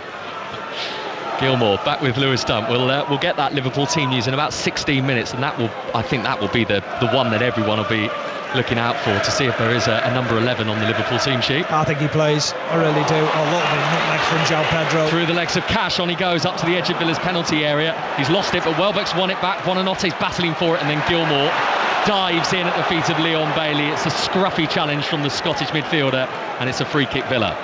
It's like a scissors challenge, isn't it, from Billy Gilmour? He's petrified of Leon Bailey getting away from him. And we're just starting to hear a little bit of atmosphere in here from the Aston Villa fans.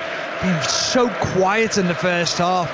Neither fans giving anything to really cheer about, and whether it's the Villa fans just realising their team need a little bit of help. And there is a sense, isn't there, from an Aston Villa perspective, that a point would actually probably be fine for them today, given the buffer they have over Spurs? Yeah, I think so. I think that'll be within the changing room. Just don't lose this game.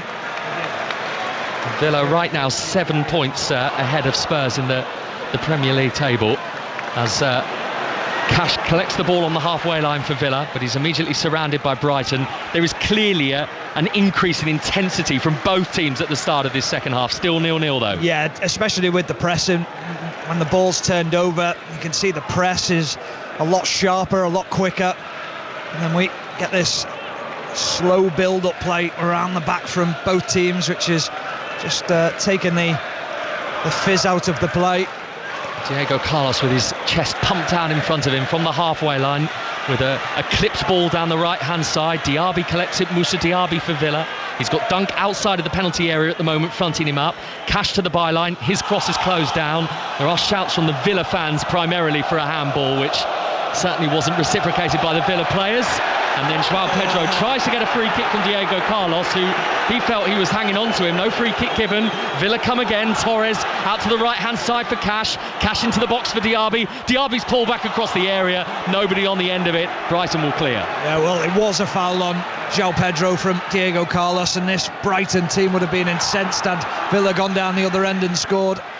Keeping a bit of pressure on here though, Aston Villa. Douglas Luiz, a change of direction, 30 yards from goal. Watkins, edge of the penalty area, in towards the feet of Leon Bailey, who's lost the ball, and Unai Emery is not happy about that. He is leaping around his technical area. I said he was entertaining today.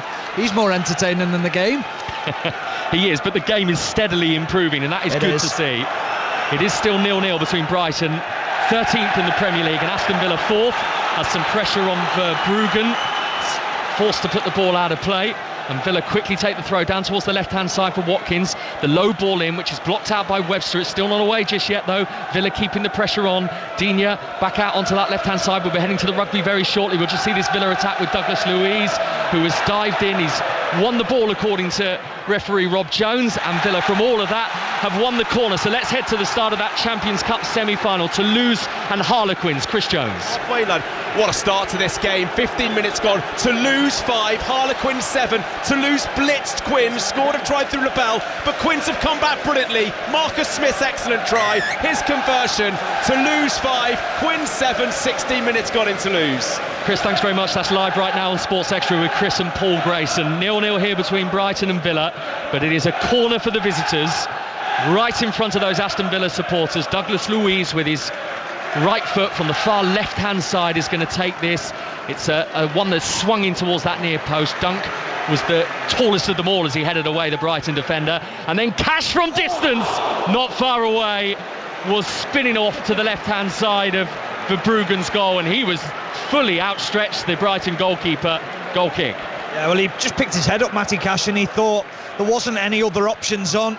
He cuts across the ball with his right foot, and it just fades the ball out to that right-hand side. Verbruggen was outstretched, just went whistle past his post. It was a great effort, though, from Matty Cash. Did score here, actually, Matty Cash, a couple of seasons ago in a 2-0 win for Villa. Brighton have given the ball away again here. Villa look intent on getting something. Watkins in the box, trying to weave his way through. There were too many bodies in the way, and Veltman's taking it off him, the right back. He's just got to pass that across the box. There was two players. Mr. Diaby, he's got his arms outstretched as if to say, why don't you look for me, try and find me, I was there. So Brighton 0, Aston Villa 0, 12 minutes into the second half. We are live on 5 Live and on BBC Sounds right now as Adingra tries to get Brighton moving from this left wing. He's come infield, he's given it to Gilmour, and now at the feet of the German Pascal Gross. Gilmour again, Welbeck, short pass back to him, but Brighton keep possession with Igor. Back we go to Stamford Bridge, Mike Williams. Chelsea 4, West Ham 0, but stop press. West Ham have had their first shot on target. It came from substitute James Ward-Prowse from a free kick, naturally, when you talk about James Ward-Prowse. Lovely curling effort round the wall, destined for the top corner. Petrovic alive to it, though, and clawed it away. Chelsea 4, West Ham 0. As Igor misplaces a pass for Brighton. He had options as well, had João Pedro, maybe Adingra on the left-hand side, but he popped it between the two of them. And the ball has run through to Robin Olsen as Brighton prepare to bring on their Paraguayan international Julio Enciso. Stephen Warnock. Yeah, please bring something to the party, because there hasn't been much to talk about in this game so far. He is a player that is very capable of doing something out of the ordinary. A huge talent. A horrible knee injury that he sustained in August, which has effectively wiped out his whole season, as McGinn, with his low centre of gravity, stooping as he runs forward from the halfway line, gets the ball to the left-hand side for Bailey. Bailey's challenged by Veltman. Veltman's got a bit of a problem here. He's just asked Rob Jones not to allow Villa to take the throw, because he has felt a bit of impact from Leon Bailey, who's now helping the Brighton defender back to his feet. He's got such a strange running style, hasn't he, John McGinn? But he's so powerful and quick running with the ball. People find it very difficult to get anywhere in and around him. 5 years this summer since he scored that famous Championship playoff final goal at Wembley for Villa, John McGinn against Derby County. This is Cash, deep inside Brighton's half on the right-hand side. Now Diaby into the feet of Ezri Konsa, who wanted to go back out to Cash, but that wasn't on, so goes back to the halfway line for Diego Carlos. And Enciso is still waiting to come on with the number 10 on the back of his shirt. I saw him come off the bench last week against Bournemouth, and even though Brighton were poor, he definitely made a difference. Brighton have got the ball back off Villa on the halfway line here. Welbeck, who has managed to retrieve it again, and then João Pedro with the outside of his right boot gets it to the left-hand side for Adingra. Adingra running at Konsa, clipped up to the far post. It wasn't a brilliant ball by him, and it's headed away by Digne, and then further still by Cash, but he can't hang on to possession. And Brighton with Adingra will go again at Konsa, a step over, across from the left towards the far post, and the touch from Pau Torres, sliding to get it behind for a corner with Danny Welbeck on his shoulder. Well, he atones for the two errors that he made. Pau Torres, poor touches within the midfield, then he misplaced a pass, and it was vitally important that he cleared this ball, because as Adingra feeds it to the back post, he's under pressure, Pau Torres, and if he doesn't get there, it's a simple tap-in for Danny Welbeck. His 250th club career appearance today, Pau Torres. In fact, more than half of his career appearances has been under Unai Emery. Of course, he was with him at Villarreal as well. Gone past the hour, still 0-0 between Brighton and Aston Villa. It's a corner, though, to the Seagulls, which Pascal Gross will take. Lewis Dunk is one of about 6 or 7 Brighton players inside the penalty area. It's onto his head as well, and his downward header has come off the back of Bailey and gone behind. I thought it was for a corner, but I think the referee has seen an infringement in there. Yeah, I'm interested to see what he's seen, because there was an incident with Lewis Dunk and Douglas Luiz, where Douglas Luiz has got his arms around Lewis Dunk, trying to get as tight as he can to him to stop him getting a jump. So here comes the Brighton change then, their first one of the afternoon. It is Facundo Buonanotte who is making way, and Julio Enciso with the unmissable orange boots trotting onto the field to take his position in what appears to be, for now at least, that number. I mean, he's wearing the number 10, but it looks like he might play the number 10 role as well. Yeah, it does, and his job straight away is just to pressure John McGinn, but off the ball he's got to try and find pockets of space behind Douglas Luiz and John McGinn and try and affect this game, which Buonanotte couldn't do.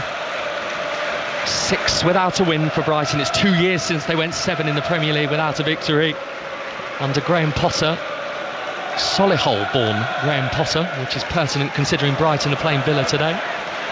As Igor gives the ball back to Lewis Dunk, the Brighton centre-half. Gilmour and Igor again, and then back with Dunk on the edge of his own penalty area. Still Brighton 0, Aston Villa 0. Liverpool against Spurs to come from 4:30. We'll bring you the team news from Anfield very shortly, as Igor lifts it down the left-hand side looking for Welbeck, brilliantly brought down on his chest. Adingra has got away from McGinn and he's poked it through the middle, and Joao Pedro's gone beyond Pau Torres. He's in the box and Olsen has stopped it brilliantly. That's another excellent save from the Aston Villa goalkeeper, and he is celebrating that like he would have celebrated a goal, Robin Olsen. He's made 2 tremendous stops in this game. Yeah, high fives all rounds, but lovely play from Adingra into Joao Pedro, and credit to Pau Torres. He keeps on grappling away at Joao Pedro's shoulder, putting him under pressure, forcing him wider, but he needs the help from his goalkeeper. Robin Olsen does extremely well, narrows that angle down, and as he comes out he just puts his left arm out, makes a save. The ball actually ends up behind him, and he's helped out by his defender Diego Carlos, and another big save from the goalkeeper. Well, we were having a big conversation, weren't we, on 5 Live earlier about Robin Olsen and whether he would be an adequate number 2 if Villa are in the Champions League next season. Well, on the evidence of today, at least, you'd say he has filled Emi Martinez's gloves perfectly as Villa win a free kick. Yeah, he's done exceptionally well. I think the big thing is that we're often quick to criticise, but he's probably like everyone else. He needs a run of games and to get his positioning, get his bearings within the goal. And that sounds daft because you're training every day, but match situations are completely different to training. And credit to him, because he's under the microscope, because he's replacing arguably one of the best goalkeepers in world football. But he's been outstanding today, and he's been called upon on 3 or 4 occasions. Yellow card for Simon Adingra for that foul on Ezri Konsa, which has given Villa this free kick 10 yards or so inside Brighton's half on this near right hand side. We are 64 minutes in and still awaiting our first goal at the Amex Stadium. There's been plenty at Stamford Bridge. Chelsea are 4-0 up against West Ham United. McGinn's free kick, left-footed, swung to the edge of the penalty area, headed away by Dunk for Brighton, on by Enciso, but there's nobody beyond him.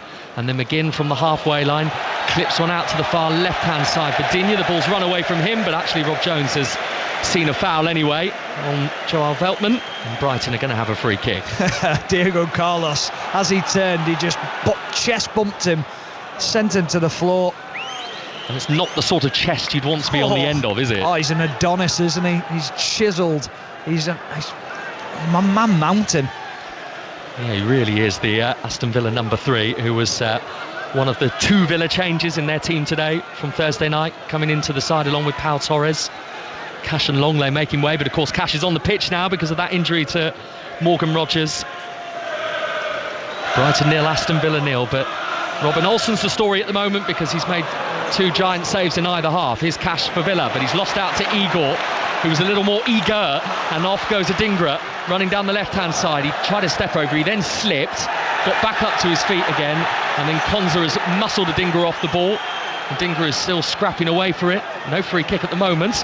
Diego Carlos with a slightly loose pass back to Ezri Konsa, who didn't really want it, and the ball has then bounced off the head of Igor and out of play for a goal kick. And you're laughing because Danny Welbeck's the latest of the on the end of a Diego Carlos chest pump. He is huge, isn't he? I mean, he just shoulder barges Danny Welbeck, and Danny Welbeck's a big lad.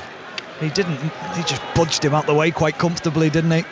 Danny Welbeck's possibly a touch taller than Diego Carlos, but it's all in the chest, isn't it, for the Aston Villa centre-half. Pau Torres to the halfway line for Ollie Watkins, who's had to, Stephen, do a lot of that coming in. I mean, I know he likes to do it, but he's had to come in short a lot of times today, and he's now peeled off to the left-hand side, Villa's leading scorer Watkins, into the feet of Bailey, who's got dancing feet to keep the Brighton defenders away from the ball, and then Watkins, and support on the far left-hand side from Digne, the left-back, back with Douglas Luiz, who doesn't have anything on, so has given it to Pau Torres. Yeah, it's fine if he makes that move outside and someone else picks up that central position and you're sort of shifting players about, but that hasn't really happened too much. It's been a tough task for Ollie Watkins today. 0-0, here's Konza, fresh from his England debut back in March against Brazil, and obviously will be very much thinking about these final few games and ensuring that he makes his way to Germany with the England squad in the summer for the European Championship. Douglas Luiz, cross from the left-hand side, caught by Verbruggen. He's a very tall goalkeeper, Verbruggen, but he had to be at full stretch there to pluck the ball out of the air. And he's immediately bowled out to this left-hand side for Adingra, who sent it over the top. McGinn struggling to get there, and Ciso is in on his right foot, fires it over the top of the crossbar. And John McGinn will be breathing a sigh of relief because it was a bit messy from him, but then Ciso cannot punish Aston Villa. No, and John McGinn, as the ball's played over his head, he just loses the flight of it, stumbles, but credit to Diego Carlos, he continued to get back alongside his teammate, and then Ciso, as he cuts inside, it was always difficult, it was always just bubbling up in front of him, trying to get the shot on goal outside the area. It would have been a wonder strike to score from that distance. I remember an absolute perler he scored here against Manchester City last season, Julio Enciso. In fact, so good it was nominated for the Puskás Award, I think. It was, yeah. I'm sure it won goal of the season, didn't it, in England? Yeah, it was very late on in the campaign as well, so came up on the rails, to use horse racing parlance. We're off to Newmarket shortly for the 1,000 guineas. Still 0-0 between Brighton and Villa here, but Brighton in possession on the edge of the box. Enciso, the man who struck it, it's deflected to Adingra. On the overlap to the left-hand side is Igor with his left foot near post, and then touched in. Pascal Gross delicately guides it into the corner, and Brighton have scored 68 minutes in here. Pascal Gross was unattended as he made his way to the near post.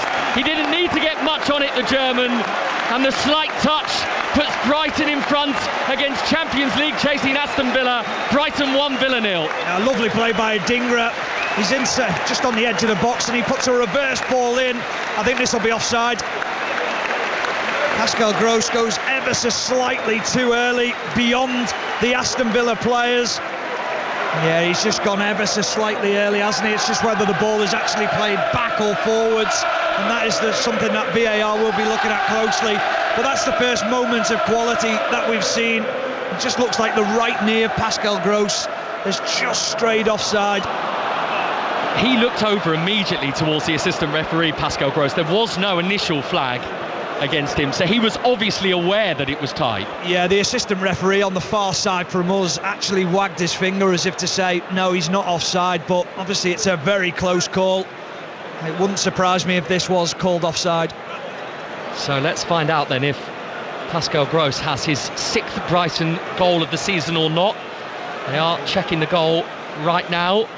VAR today is Michael Oliver, and they are zooming in on the right knee, Stephen, as you mentioned, of Pascal Gross, to see whether the right knee was beyond the ball, because he's beyond Villa players. It's just whether he's beyond the ball. Yeah, exactly, and that's the big thing that they'll be looking for. But if this is offside, wait until you hear the cheer from the Villa fans, and that could just pick this Villa team up, because they need something, because they've not been at the races at all today. There'll be Tottenham fans tuning into this moment right now, because obviously a Brighton win here, it opens up a glimmer of hope, a glimpse of light perhaps for Spurs in the race to try to get to 4th, 7 points behind Villa as it stands. They're at Anfield later. Well, the time it's taken tells you how close it is and how difficult it is for them to draw these lines to make sure that they get the correct decision. And they are examining this to the nth degree right now. We've got a tiny little monitor ahead of us, so we can see the TV pictures. We can see that they're trying to determine, I guess, the angle of that right knee of Pascal Gross. This is so tight, isn't it? And actually, for Rob Jones, the referee, mentioned in the first half, his last game he refereed, Man United Coventry, had the offside in that game as well, which was of much debate, and it looks like it's going to be ruled out. Indeed, there is the indication. So Pascal Gross, a shake of the head from him. Those Villa fans, Stephen, as you mentioned, wildly celebrate it. We're back to 0-0. Yeah, and it just might lift these Aston Villa players and give them a little bit of a kick up the backside. It might just make Unai Emery make a few changes and try and win this game now. It was mightily close, wasn't it? But he just strayed ever so slightly too early. Pascal Gross. Just seen a shot of a dad with a young boy in the crowd, and he's got his phone out, so they're clearly looking at the replay themselves, and maybe he's explaining to him quite why it's going to be given as offside, as Unai Emery is making an indication to John Duran to make his way back from warming up. So Villa are going to make a change here. So as I said, 4:30, Liverpool against Spurs. Lots of talk about Mo Salah. John Murray, is he in the team? Yes, everyone's friends again, Chris. Mo Salah is back in the team. Gravenberch is on the bench, so that's Liverpool's only change, and that means Van Dijk's okay to continue in the side. Bradley is back among the subs, and Tottenham's only change sees Richarlison back on the bench again, with Bentancur coming in to start. John, thank you very much. Dion Dublin alongside John Murray from 4:30 for Liverpool against Tottenham Hotspur, our second Premier League live commentary of the day, and of course we are live online right now with Chelsea West Ham as well. Here's Cash in the box for Villa, and Dunk has guided it just about back to Verbruggen with his chest, but there was a moment, wasn't there, where you wondered if it was going to reach him? Yeah, I don't think he realised that Ollie Watkins had continued his run, and he just anxiously looked over his shoulder thinking, have I put enough on it to get through to my keeper? Thankfully he had for him. Back to the rugby we go. Champions Cup semi-final weekend. Toulouse against Harlequins. Chris Jones. 8 minutes to go of this breathtaking, breathless first half. Toulouse 17, Harlequins 12. 3 tries to lose, but Quins have scored 2 of their own. A rolling more try, Will Evans, adding to Marcus Smith's earlier effort. Toulouse are brilliant going forward, and they're off again through Costas. What a game. Toulouse 17, Harlequins 12 as Quins try and go back to stop Toulouse scoring again. Sounds like a terrific game there, and to go with the wonderful game yesterday we had between Leinster and Northampton that Chris was at. We're in the wrong place, aren't we? It feels like that a little bit. I don't even like rugby, but I think I'd rather be there at the moment. That's live right now over on 5 Live Sports Extra. Here comes that Villa change we mentioned. Duran coming on, the Colombian. It's Moussa Diaby who has made way. So does that mean that Duran and Watkins are going to play as a 2 now, Stephen? Yeah, I think Duran will probably play higher up, and Watkins will probably play a little bit deeper than him and try and get on the ball and just have a little bit more of an effect on the game. So that is Villa's second change, with Cash having come on for Rodgers in the first half. Sunshine being cast onto 2/3 of the pitch here at the Amex Stadium. There is one seagull in the sky. There's yet to be a Seagull goal. There's yet to be a Villa goal. Still 0-0 between Brighton and Aston Villa. I was like playing Where's Wally then. I was trying to find a seagull. And I promise you there was one. I did spot it. Yeah, but it has it's disappeared beyond the horizon now. That's where we've got to with this game, though, isn't it? We're trying to find other things to keep us entertained. When you're seagull spotting, you're having to work pretty far down the list, I think. Here's Diego Carlos clipping one up towards Watkins. He doesn't really want a ball like that, but he's looked after it well to nod it down to Douglas Luiz. And now out to the left back, Digne, who is 15 yards inside the Brighton half. Still 0-0 between these two. Here's Bailey, who's got away from the challenge of Veltman. Bailey's cross from the left into the middle over the head of Duran. And off a Brighton head in there. And Adingra's going to have to work to keep this in play. He can't. It's going to be a Villa throw right down by the corner flag. And listen to the noise now emanating from the away end. Yeah, lovely play by Bailey. And what they can do now is they can throw that ball into the box because they know they've got John Duran. He causes problems. He's a big lad.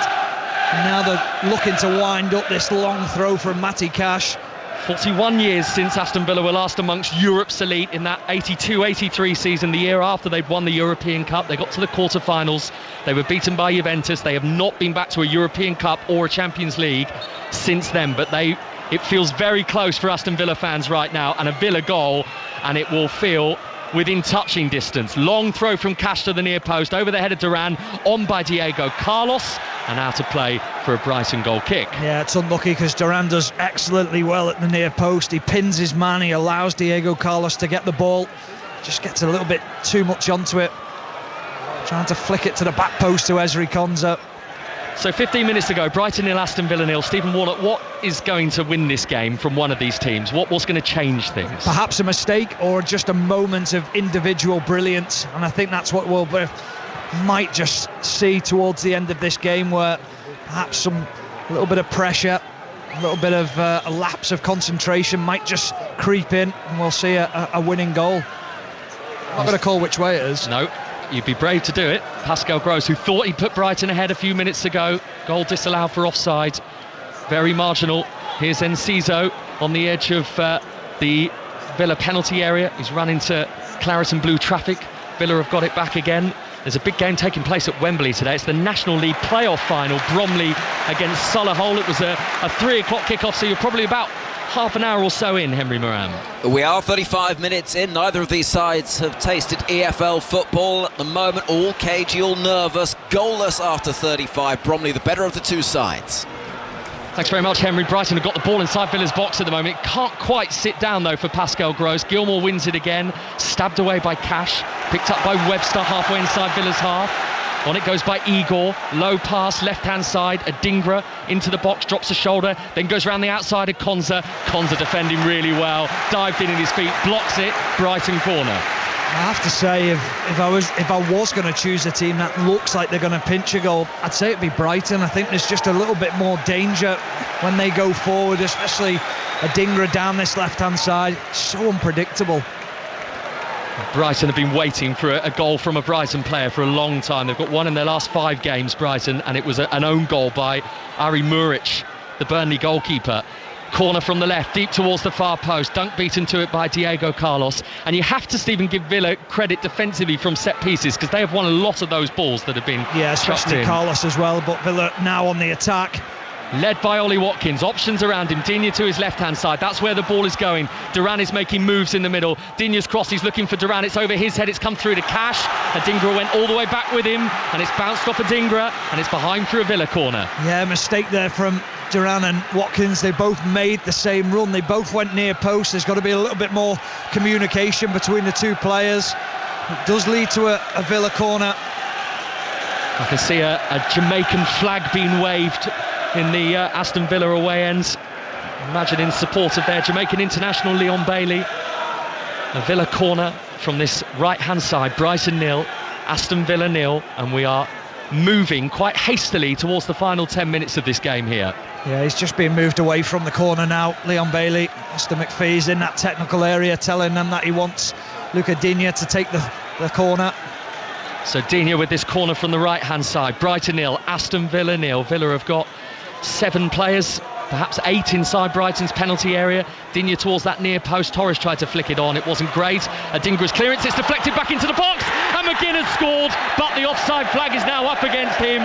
We've seen the Pascal Gross goal disallowed down one end, and John McGinn has seen his temporary moment of joy eliminated as well. Still Brighton 0, Aston Villa 0. Off we go to Stamford Bridge. Mike Williams. Chelsea 5, West Ham 0. We had to wait a while for a lengthy VAR check, but in the end referee Andrew Madley decided via Stockley Park that Nicholas Jackson's shot should stand. He was onside, played on by the boot of Kurt Zouma, and that means Chelsea have their 5th, Jackson has his 2nd, and West Ham are having a miserable afternoon in West London. Chelsea 5, West Ham 0.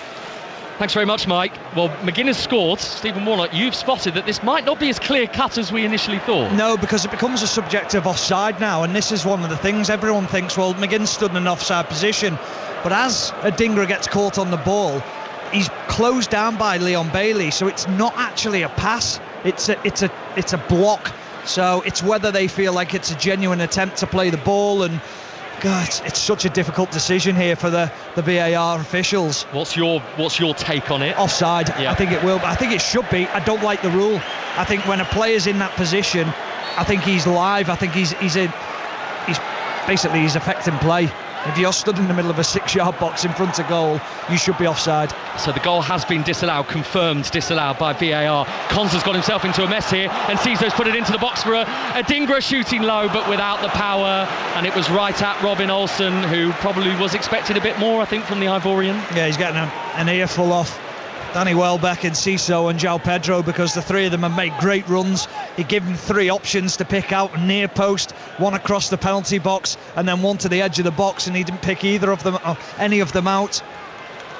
So into the final 10 minutes, Brighton 0, Aston Villa 0. It's worth noting that Brighton were unbeaten in 12 here in the league before Arsenal, and then Manchester City won here. So you take a look at the wider picture, they're a difficult team to beat here, and Villa are finding it difficult to break them down today. Yeah, they certainly are, and Alex Moreno looks like he's just about to come onto the pitch now, so they're looking at trying to change the way they approach the final 15 minutes of this game. It's going to take something special to beat Brighton because they just haven't been good enough today, Aston Villa.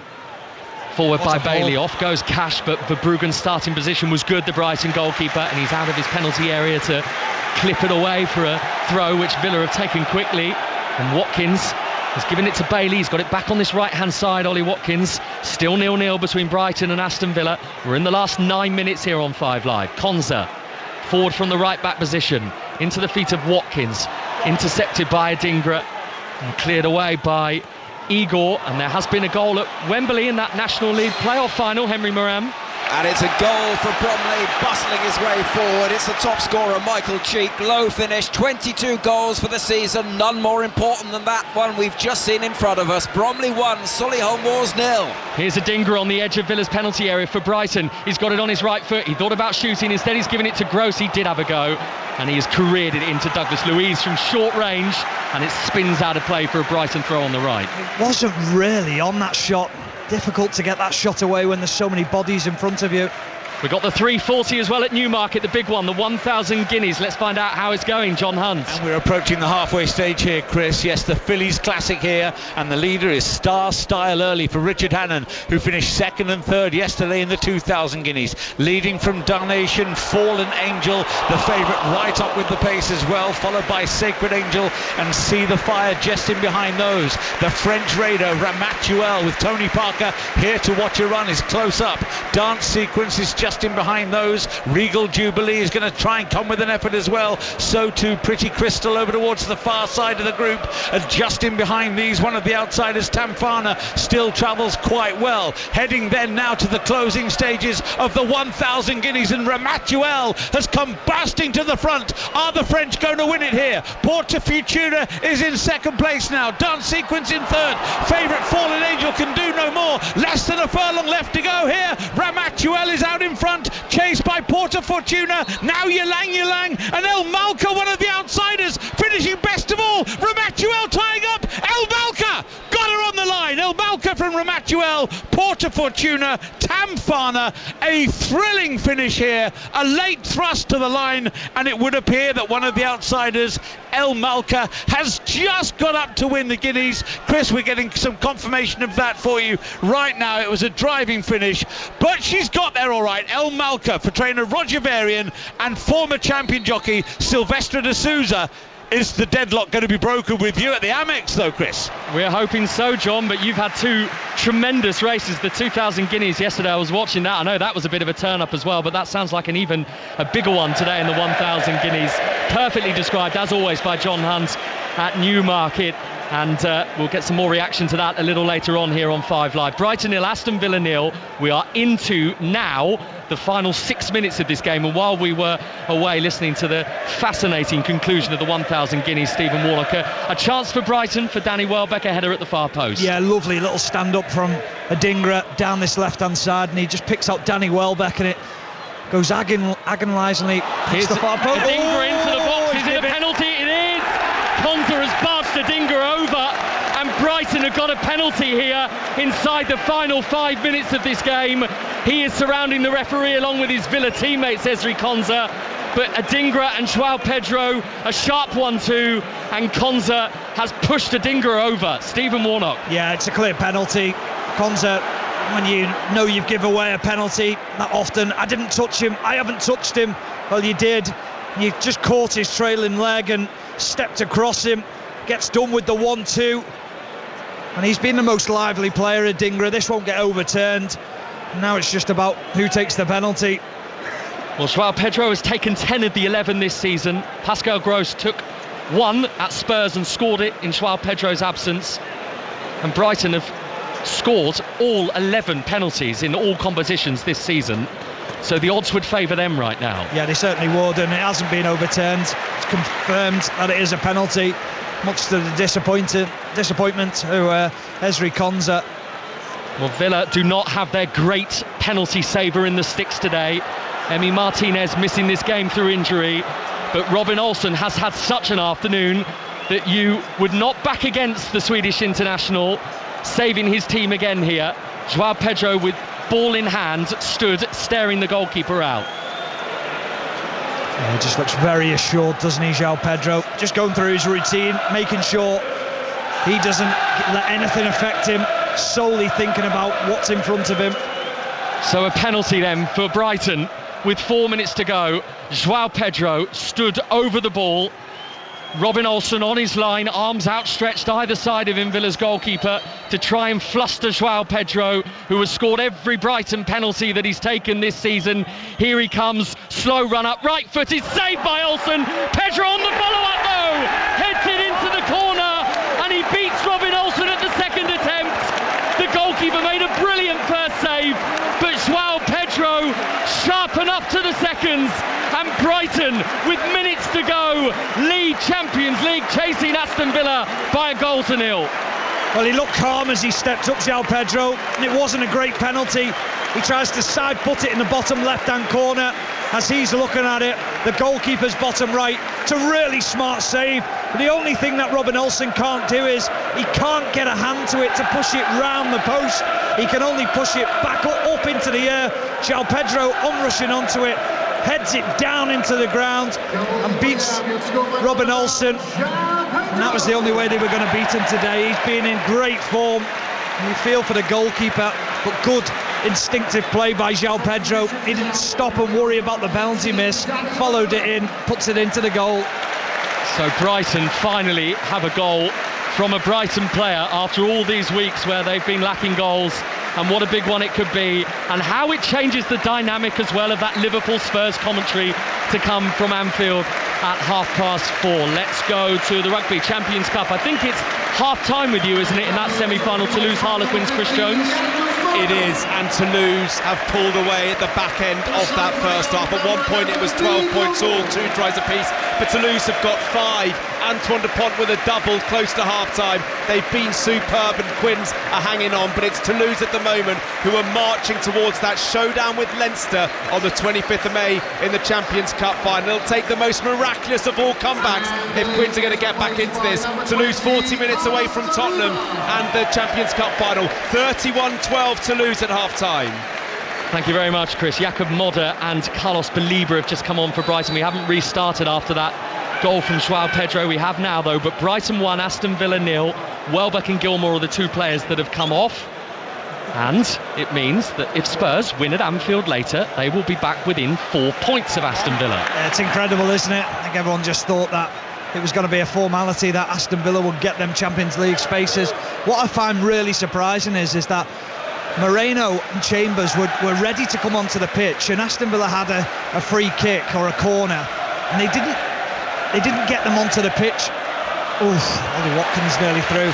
He didn't get them onto the pitch, and then the game slowed down, and he sent them back out to do a warm-up, and you wonder what the thought was behind that. And now both players are ready to come back on.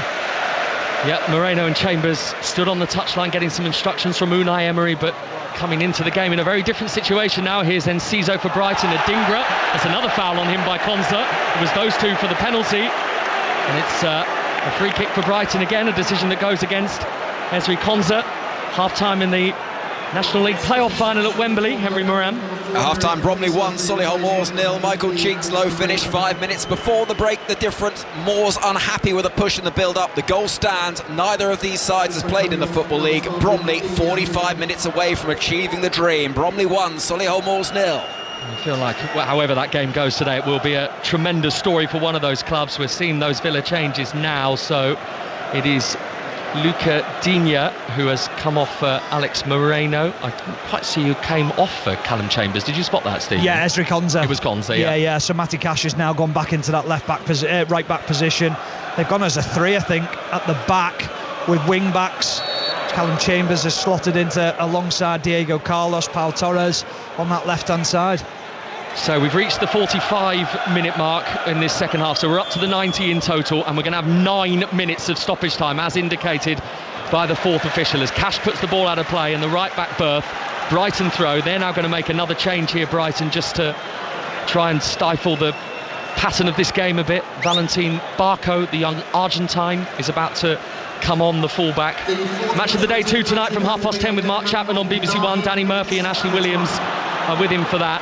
But in terms of live sport later on today on 5 Live, hold that thought. Adingra into the box for Brighton, trying to get the room, gives it to Enciso. Enciso onto his left foot, shoots, back with João Pedro. He's gone over. He thinks Brighton should have another penalty. What has been given for now, at least, is a Brighton corner. Yeah, I'd like to see that again, because Rob Jones was very quick to make his decision, and straight away he decided it wasn't going to be a penalty.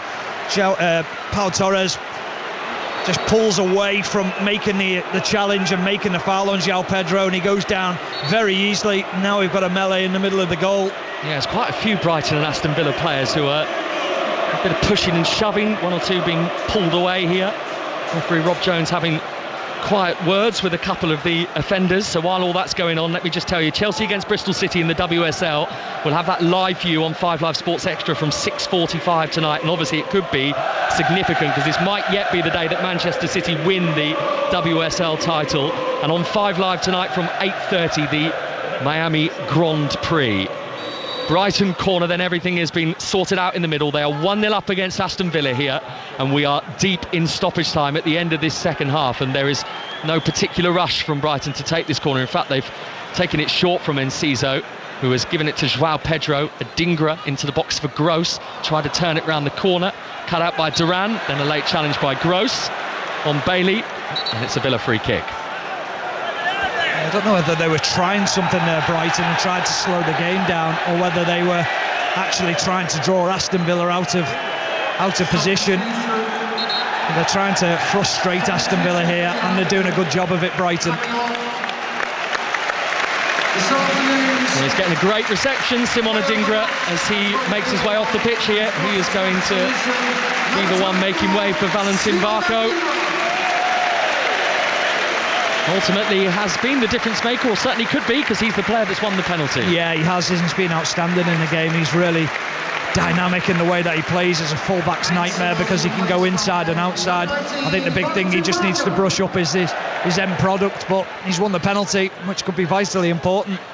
Well, Villa, who have won their last 5 Premier League games against Brighton prior to today, that record is coming to a halt as it stands. The penalty missed by João Pedro, the follow-up scored by him though after the save from Robin Olsen with a couple of minutes to go.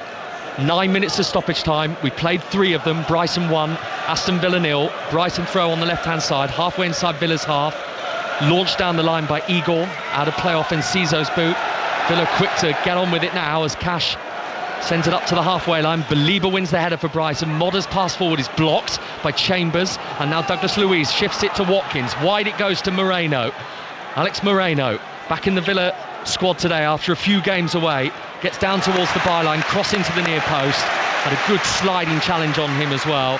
And Brighton are sensing now, Stephen Warnock, that they are close to picking up a much needed 3 points from their perspective. Yeah, they are, and you can just sense it around the stadium as well. The fans believe that they're not far away from getting the job done here. It was a good challenge by Joel Veltman in the right back position, made sure he got back alongside Alex Moreno and stopped that cross coming in. You mentioned how poor Brighton's record is against Aston Villa. Bizarrely, their only win against Villa in their last 10 games in the league was the season that Aston Villa won the top flight championship back in 1980-81. Here's João Pedro, Brighton's goal scorer, right hand side of Villa's penalty area, has no real intentions of going towards the box. He's heading towards the corner flag instead, just to try and win some seconds, and he's won a throw here for Brighton. And the crowd on the opposite side to us, where João Pedro have just won that throw, are all on their feet waving their scarves. There's a real maturity about João Pedro. Is he 22 years of age? And you look at him now and go, well, he's the one who sensed, let's keep the ball in the corner, let's slow the game down, let's frustrate Aston Villa, let's win some free kicks or win throw-ins and corners. Very sensible from him. And there must be one or two, given his age, given the goals he scored this season, 20 now in all competitions, that are looking at him and thinking there is still potential to be tapped into. Oh, there's loads of potential with him, but what I would say is he's with a very good manager who's improved him in a short space of time. But there'll definitely be people interested in him. 30 million? Bargain. Yep. Signed him from Watford. Moreno for Villa on the halfway line, trailing Brighton by a goal to nil. And 5 minutes of the 9 of stoppage time have already evaporated, and without any sign that an Aston Villa equaliser is going to be coming here. On an afternoon, really, Stephen, where if you look at the whole picture, it doesn't feel like Villa have created a glut of opportunities. No, they haven't. They've been disappointing. Again, they just look a little bit fatigued in the way that they've played this game. The passing's been off, very similar to the game against Olympiacos, as they lose the ball again, but now it's been turned over. Bailey trying to lift it up to the edge of the box for Watkins, but Veltman heads it back to Verbruggen, who takes his time before picking it up under pressure from Ollie Watkins. So in terms of what the next couple of weeks look like for Aston Villa, they're at Olympiacos, of course, for that Europa Conference League semi-final second leg on Thursday. And then they've got Liverpool coming to Villa Park for a Monday night game. That's a week tomorrow. And they finish with a trip to Crystal Palace. And given the way Palace are playing at the moment, that might not be a straightforward end-of-season game either. No, not at all. They've been really good, haven't they? Crystal Palace under Oliver Glasner. I love the style of play. I love the formation. I love how brave they are when they play. You can see already he's stamped his authority on that team, so it's not an easy game at all. Unai Emery is getting more and more agitated down on the touchline, the Aston Villa manager. His team are in possession, halfway inside Brighton's half. Moreno's pushed it into the channel for Watkins, who's really had to work to keep it from going out of play for a goal kick, which he has done, and he's somehow still got the ball over there, Ollie Watkins, as well. He's done tremendously well, and he's got the cross in. He's looking for Bailey. It was over his head. It was behind, off Igor. There was a little touch on it from the Brighton defender, and it's a Villa corner. Yeah, Verbruggen doesn't realise that his defenders touched that away for a corner. Nervous, anxious moans around the stadium from Brighton fans. We're in the 8th minute of stoppage time. Brighton 1, Villa 0, but a corner for Aston Villa from this right-hand side. Leon Bailey's going to take it, left-footed towards that near post. Powerful header away to the edge of the box, back in by Cash. Off a Brighton head on its way through in the form of Modder, and into the hands of Verbruggen, and that might just get Brighton over the line. Yeah, set pieces have been poor from Aston Villa. So often they've hit the front man, and it's simply not good enough when you're working so hard on the training ground. That ball has to be right. You're going to send all your bigger players up to sort of achieve what you set out in the week to get, then it's got to be better. Well, they began on 67 points, Villa. They're going to stay on 67 points, it seems. And Spurs could go on to 63 in our second live commentary when they go to Anfield later. And remember, they've still got 4 games left to play as well, Spurs. They've got a game in hand over Aston Villa, 2 if you include the one today at Anfield, as the referee produces a yellow card there for Matty Cash. Yeah, well, what we know about Spurs is on the day they can be so dangerous, can't they? And this might just give them a little bit of added confidence going into the game, knowing that if they can get a result, it might just put a little bit of pressure on Aston Villa. The nerves will start to kick in. But Villa look tired. They really look tired. Yeah, they put a lot into that game on Thursday night, particularly as for large portions of it they were chasing it as well against Olympiacos. And there are definitely signs of that in this Aston Villa performance today. We've almost played the 9 minimum minutes that have been added on here as Barco pops one into the corner for Enciso, who's going to try and hold on to the ball. He's flicked it into the box looking for Barco. The ball's dropped back to the youngster, who's holding it up well. And now Joao Pedro, who's probably a little more proficient at doing so. He's got the corner for Brighton, and in turn he then almost looks towards 2 stands and raises his arms vigorously as if to try and get the tempo lifted amongst the Brighton fans. Yeah, it's like he's going to do the long jump, isn't it, where he's trying to get the clap going, getting everyone out the seats and getting them behind the team. And the Brighton fans are responding in voice. They've got a corner. They know they're very close here, Brighton, to a big win, but Barco's ball into the box is blocked, and there is the full-time whistle. And after 6 games without a Premier League win, Brighton finally have one, and there are big hugs exchanged between players on the pitch in blue and white, because Brighton have been waiting a long time for this. But for Aston Villa, a tired display, and one that doesn't necessarily take them towards the Champions League spot and the confirmation that they thought it might today. They're going to have to wait a little longer, and things might be a little nervy for them watching Tottenham later at Anfield. Brighton 1, Aston Villa 0, Stephen Warnock. Yeah, it's going to be a long bus ride home or plane journey, whichever way they get home, Aston Villa. There'll be a lot of thoughts about the game and disappointment, how they're feeling, ready for that to watch that game. But The one thing you would say is that they've still just got to win the games. Make sure that they concentrate on that. Hope that Liverpool do them a favour this afternoon, but that was below par from Aston Villa today. So for Aston Villa, they are still fourth. There is still 7 points between them and Spurs, but Tottenham have now got 2 games in hand, and with Villa suddenly, unexpectedly perhaps, in their eye line again. The winner from João Pedro, a missed penalty. He scored the follow-up with a couple of minutes to go, and it's finished Brighton 1, Aston Villa 0. We'll be back with you in a moment, but the full-time whistle's also gone at Stamford Bridge. Henry Moran.